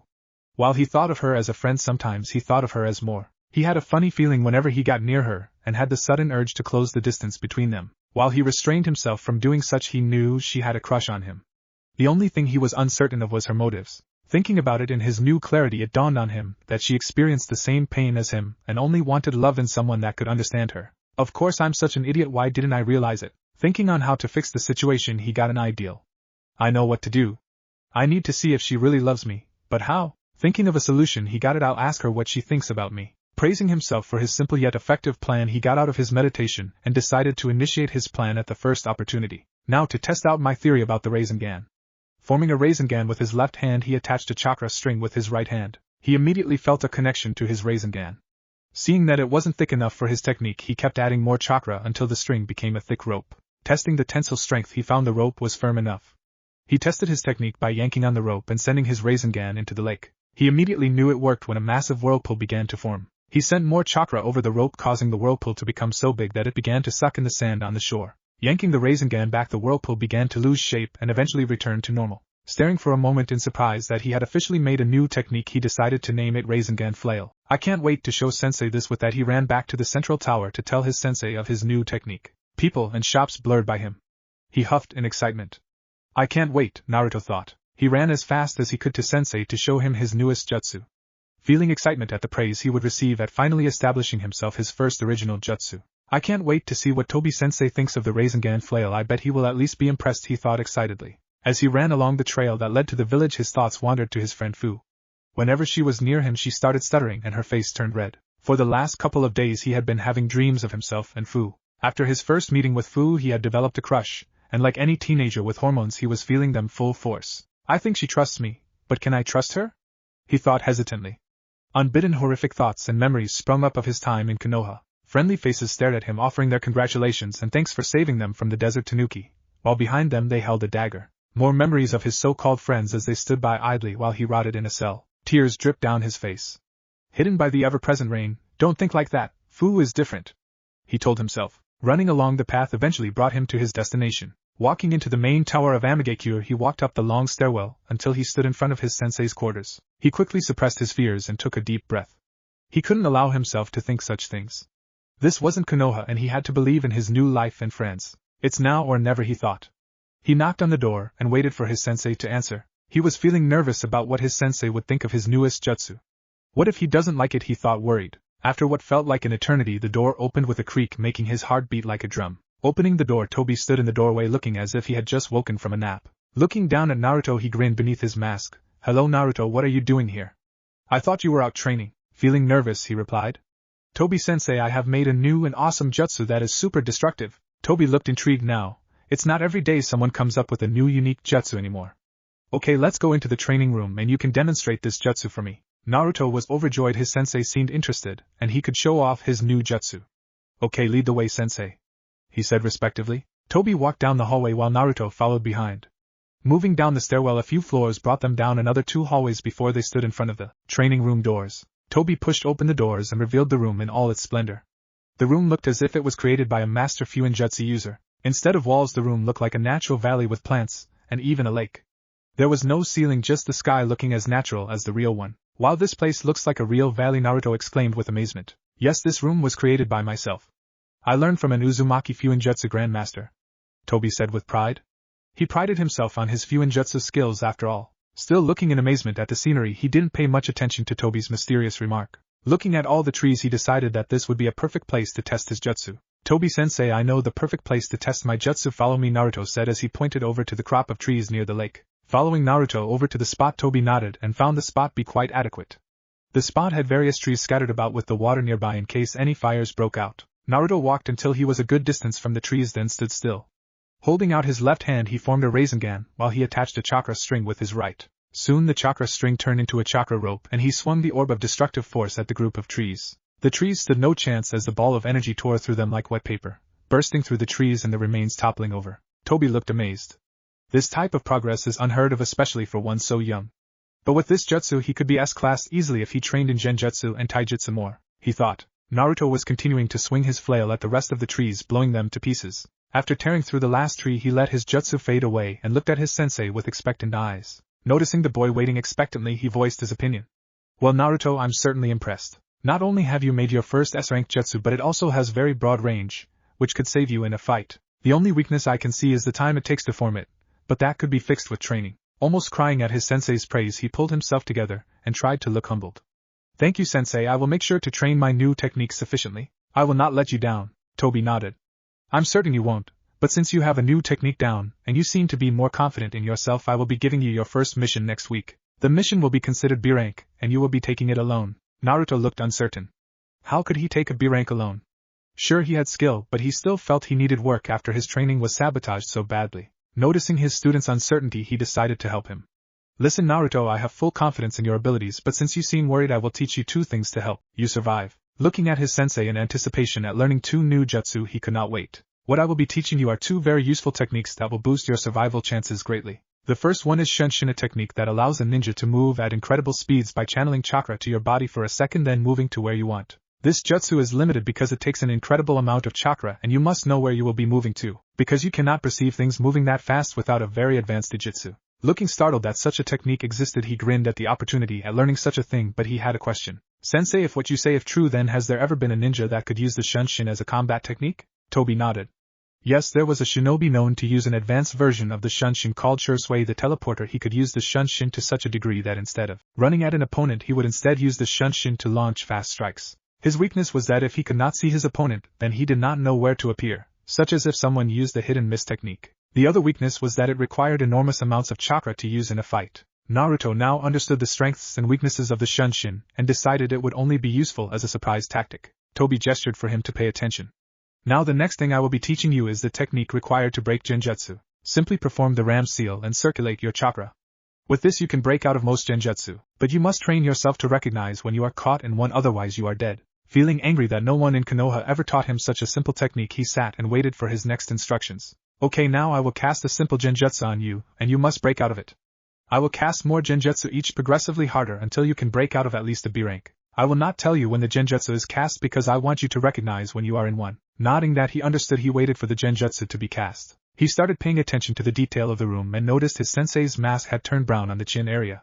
He performed the ram seal and his sensei looked impressed. He got it on his first try. Good work, Naruto. Now let's see how you handle a C rank, Toby said. After many hours of trial and error, Naruto had finally broken out of a B rank genjutsu. Man, sensei, when you said this was hard, I never thought it would be bone tiring. Naruto laughed. Not looking tired in the least, Toby crossed his arms. This is only the beginning of your training. I want you to try the Shunshin tomorrow at your island training ground. It should be easy compared to this, so I have faith in your ability. Sucking in his sensei's praise like an attention-starved child, he beamed with happiness. I will have it down by tomorrow, sensei. I won't stop training until I drop, he exclaimed with pride. Toby chuckled at the blonde's antics. Don't push yourself, you're a hard worker and you should pride yourself on that. One day we will both get revenge on Konoha and I will make sure you are prepared for that day. Now go spend some time with your friend Fu and take the rest of the night off, you deserve it. His mood had turned dark at the mention of his former village. But he brightened up once Toby mentioned his Fu and he ran off to go see her. Now I can see how she really feels about me, Naruto thought hopefully. Running up the tower stairwell, he soon found himself in front of their room. He snuck in quietly and wondered if Fu was asleep. He noticed Fu sleeping and sighed. He quietly moved to his own bed and lay down. Maybe tomorrow, he thought. 1 year later, Naruto stood in front of a stoic Pain. It had been a long year of training and hardship for the 13-year-old. After that night he had put off talking to Fu about his feelings, and he never seemed to find the right moment. On Fu's 15th birthday he almost found the courage to ask her out, keyword almost. After Naruto had shown his new jutsu to Toby, his training had been ramped up between Naruto and Pain. It had been pure torture on Naruto's part. He had rapidly absorbed what Pain had to teach, and with Kage Bunshin Naruto easily attained S-rank status. Right now the two were sparring. The two were on a rocky training field a fair ways from aim. Pain was officially testing him for his position in Akatsuki. If Naruto failed he would die and his bijou would be extracted. Naruto jumped in the air as Deva Pain slammed onto the ground. When Pain slammed into the dirt, a gigantic wave of compressed gravity exploded outwards. Trees and rocks exploded as the blast tore them apart. Dodged at that time, Naruto thought happily.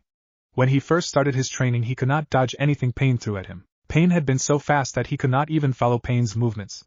Through intensive training he had grown by leaps and bounds. Now Naruto could compete on Pain's level without him resorting to his 6 paths. Naruto formed rapid hand seals, Katan, Dragon Flame Caterwall. 4 dragon head-shaped gouts of fire exploded from Naruto's mouth. The projectiles reacted to Naruto's will and shot forward at near blistering speed. Pain saw the incoming attack. The brat has gotten a bit better. Pain seamlessly formed a water wall. Water appeared from thin air and formed a large rotating wall. The dragon heads impacted the wall and a great amount of steam exploded onto the battlefield. Naruto landed on the ground and threw his hands over his face. Damn, this steam is almost boiling hot. Where is he? Naruto heard a whizzing in the air. There. He jumped over the black rod as it shot past. Naruto landed on his feet. His eyes widened when Pain appeared in front of him. Naruto tried to put his hands up in a vain defense, but Pain would have none of that. Pain exploded all over Naruto's body as Pain struck his body with stone-breaking force. Blow after blow hit him like a raging bijou. Naruto screamed as Pain broke his right arm before brutally throwing him into the air. Black rods impaled him midair. Naruto spun painfully. Aha! Finally, after what felt like minutes, Naruto dropped in a heap. Pain stepped up to him with a stoic look of disappointment. Will you fail me again? You are my instrument of peace, Naruto. Naruto bordered on unconsciousness. Vaguely he heard Pain commenting what a disappointment he was. Destroy them all. Kill the vermin. Naruto's eyes shot open. Who's there? The voice did not answer. Blinding power filled him. The energy teemed with malice and hate. Pain raised an eye at the display but stayed his hand. He felt it. The hate and malice commanding he destroy his enemy. It felt familiar. What is this? Naruto thought. Bones popped into place and cuts sealed as steam rose from them. Pain's eyes widened as strange gray-colored energy rose from Naruto like a mist. This was not the Kyuubi's chakra. Pain watched mystified as Naruto's bones and wounds knitted closed. Naruto stood up like he was never hurt. The energy dissipated, but Pain could see it like a raging frenzy inside Naruto's body. Though surprised, Pain quickly masked it. That is quite an impressive power, Naruto. How long have you been keeping this from me? Naruto cracked his neck. He felt better than ever. Well, I'm just as surprised as you. I've never felt this before. It could be a bloodline. Pain formed a rare smile. Well, I must admit that even I am surprised. Now don't disappoint me, Uzumaki. Pain ended his sentence by blasting Naruto with a Shinra Tensei. Like using a Shunshin, Naruto burst forward in an unmatched display of pure speed. He started running to the east. If he could outrun the gravity, he could counterattack. Naruto appeared behind Pain in an incredible display of swiftness. Take this, you slave-driving bastard! Naruto lashed out with his fist aiming for Pain's temple. Pain was not only caught off guard by Naruto's increase in speed but he was unprepared for the haymaker that launched him into the air. Pain coughed from the force. Pain twisted in midair and floated using his control over gravity. Pain looked at Naruto proudly. I am impressed, Naruto. You have earned the right to join Akatsuki. Still, I want to truly test you. Pain floated down to the ground and his 5 other paths shine next to him. Pain flashed Naruto a look that promised pain. Naruto looked at Pain warily. This was bad for him. Naruto felt somewhat more confident. He had speed on his side now, so he could perform his better moves that he had mastered in the last few months. Now that he had a little breathing room, he could go all out. Like a bullet, Naruto shot forward at the multiple Pains. An Udama Rasengan formed in Naruto's right hand. The Rasengan was gray-colored and gave off a feeling of wrongness. He jumped into the air and grew the Rasengan to the size of a bus. Pain reacted fast as he matched the blonde's speed now that he knew what to expect. Predapath jumped forward to meet Naruto's assault. You will learn that such attacks will not work on me, Naruto, Pain said emotionlessly. Predapath held out his arms ready to absorb the Rasengan. Naruto grimaced. Predapath steadily absorbed the Rasengan until something unexpected happened. Predapath flinched as his skin began to turn to ash. Pain stared in shock. He lost control over Predapath. No longer hindered, Naruto drove his attack forward. Predapath was obliterated completely as Naruto's Udama Rasengan destroyed the ground before exploding outward. Pain used chakra to root himself in place as the violent shockwave washed over him. After the blast died off, Naruto was standing on the other side of the training field. Good, Naruto. I have taught you well. Pain complimented. Naruto flashed a grin. It's not over yet, sensei. Pain shook his head. Unfortunately, we must stop. If we continue, I will be forced to use my more powerful techniques. I would not prefer to use them on my allies. Pain was not being truthful, however. His eyes had never responded well to him, and always took a toll when he used its more advanced abilities. Naruto gave a playful sigh. Okay, if you insist. So, Mayan? Pain gave Naruto a proud look. Yes, you will be inducted in the next meeting. First, I have a high-priority mission for you. Naruto immediately became serious. What kind of mission? Pain smirked. I like your attitude. Your first mission as Akatsuki is to assassinate the Earth Daimyo. You must make the murder look like the work of Leaf Nin. You will find a briefing of the mission in your room. You have 2 months to prepare. Naruto was speechless. Not to be disrespectful or anything, but are you sure I'm on that level, sir? The tone in Naruto's voice clearly implied he thought Pain was sending him on a suicide mission. Naruto, I have confidence in your abilities. Only Hanzo of the Salamander has managed to destroy one of my bodies before, and that is no small feat. I think you are overqualified, actually. If you can master that strange bloodline, you could prove even stronger than me one day. Pain said. Naruto was floored at Pain's straightforward compliment. I finally have Pain's approval. That must mean I really am on his level. I won't let him or Toby-sensei down. Pain left for Amigakure. I'm headed back to the city. Train for the rest of the day if you wish. Your mission begins in 2 months, so use that time to prepare. I will notify the Akatsuki of your success once you return. Once Pain left, Naruto looked around the destroyed training ground. Well, I need to find a new spot to train. The last remaining tree fell over into a pile of ash. Naruto's sweat dropped. Naruto took out the key to his room and unlocked the door. When he walked inside, he found Fu fully dressed and waiting for him. Fu looked at him with a smirk. How did your meeting with the boss go? She asked with a mischievous smile. He felt his heart speed up when he saw her smile at him. Pain-sama told me I'm going on my first official Akatsuki mission in 2 months. I am to use that time to prepare. Fu's eyes widened. You're kidding me? She said incredulously. Nope. And I have the rest of today free, he said cheerfully. Fu expectantly jumped on him and started hugging him. Fu, you're going to suffocate me, he said through labored breaths. She smiled sultrily at him. I thought you would like a little love. Am I wrong? She said with a hidden threat. He paled while still being smothered by her chest. Of course not. I'm just not used to getting such a nice view is all. Fu cooed. Is Lil Naruto not happy? You know most men would kill to be in your position. Can't breathe. Fu pouted when Naruto muscled out of her hold. Naruto breathed deeply. One of these days you're going to kill me. Doubted, she laughed. For the last year Naruto had been her most cherished person. During some nights she found Naruto tossing and turning in his sleep, so she tried her best to help him. This usually involved her getting into his bed and cuddling up next to him. The blonde would, feeling her warm body pressed against him, would suddenly stop struggling and his features relaxed. One day she had woken up in his arms and realized there was something hard poking against her hip. Since that day her thoughts had taken a much less innocent nature towards the blonde teen. Hey Naruto? Yes? She looked at Naruto sharply. You know I like you, right? He felt anxiety build up. Yes, he stammered. At her accusing eyes he took a deep breath. Yes, I love you, Fu. At that Fu's eyes brightened and she laughed. She hugged Naruto, and he wrapped his arms around her. I can't believe how fast she's grown to like me, he thought. My Naruto, Fu thought possessively. She hugged him tightly and let herself mesh with his body. He slowly peeled himself from Fu. At her mock sad attitude he grinned. So what would you like to do today? Fu beamed at him. I know just a place we can relax. He started walking towards the door. Lead the way then. She laughed. You ass, she said cheekily. She burst into a sprint. Catch me if you can, Naruto. She ran out the door, making him run after her to keep up. The duo leapt down the stairway, startling ninja and civilians alike. Naruto barely avoided a ninja courtier, all the while laughing with his friend. The duo finally got to ground level and Naruto strained to keep up with Fu. Damn, she's fast, he thought. Fu flew past the guards and he followed closely behind. The guards ignored them. Unknown to Fu, he was watching her sprinting form closely. His eyes stared at her lithe form and he found his eyes going lower and lower. The two were running towards a location only Fu would know. He tried to keep himself from staring at Fu's admittedly hot as he cursed Jiraiya for corrupting him. Fu looked over her shoulder as she ran past the bakery with Naruto glued to her form. Hey Naruto, what's with that intensive look? She laughed. He felt embarrassed and looked her in the eyes. Nothing. Just admiring how well you trained yourself. You're pretty fast, he said smirking. Fu grinned. If you think this is fast, you haven't seen anything. People blurred by Naruto as he struggled to keep up with the live Jinchuriki. Fu was moving faster than him by a fair margin, and she didn't even look tired. He blitzed past the Ichirakus and huffed. I can't let her beat me, he thought. He unconsciously channeled an infinitesimal amount of the great chakra and sped up dramatically. Fu felt someone beside her. She glanced over and her eyes widened to comic proportions. Naruto was running beside her casually, and seemed to be doing it leisurely. Her mouth opened. Wah? Hey Fu. I see you running, but you're going real slow, he said laughing. She mock glared. Well, if I'm so slow, let's see you keep up with me now. I'll take the long route, she thought. Naruto wondered if he made a mistake mocking his friend.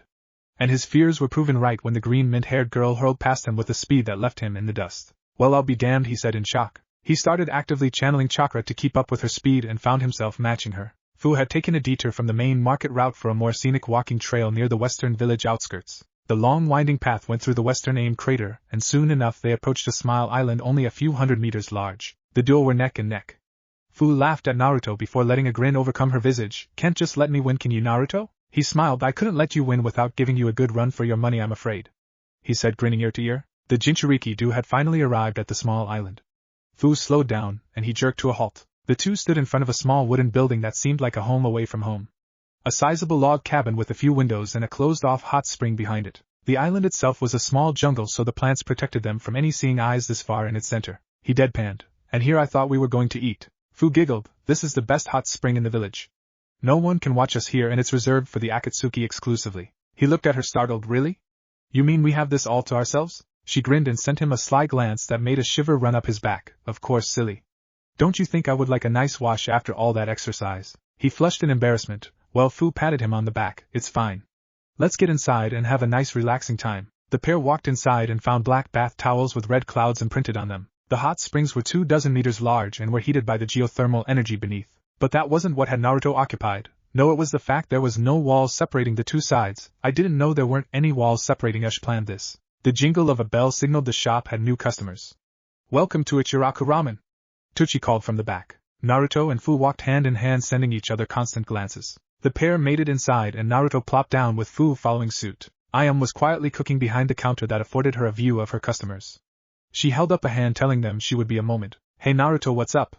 Ayam asked. Naruto beamed. Just lost on the road of life. Ayam frowned. Now you're sounding like Kakashi. I just learned to take life easy. He took Fu's hand and smiled. Fu felt her heart soar. Like that the two's adventure truly began. What if Konoha begs Naruto to return council bashing? And thanks for watching my video till the end. If you enjoy this content, then do consider subscribing to my channel. And leave a like if you guys need the next part. Comment down, and thanks for watching the video, and see you guys in the next video.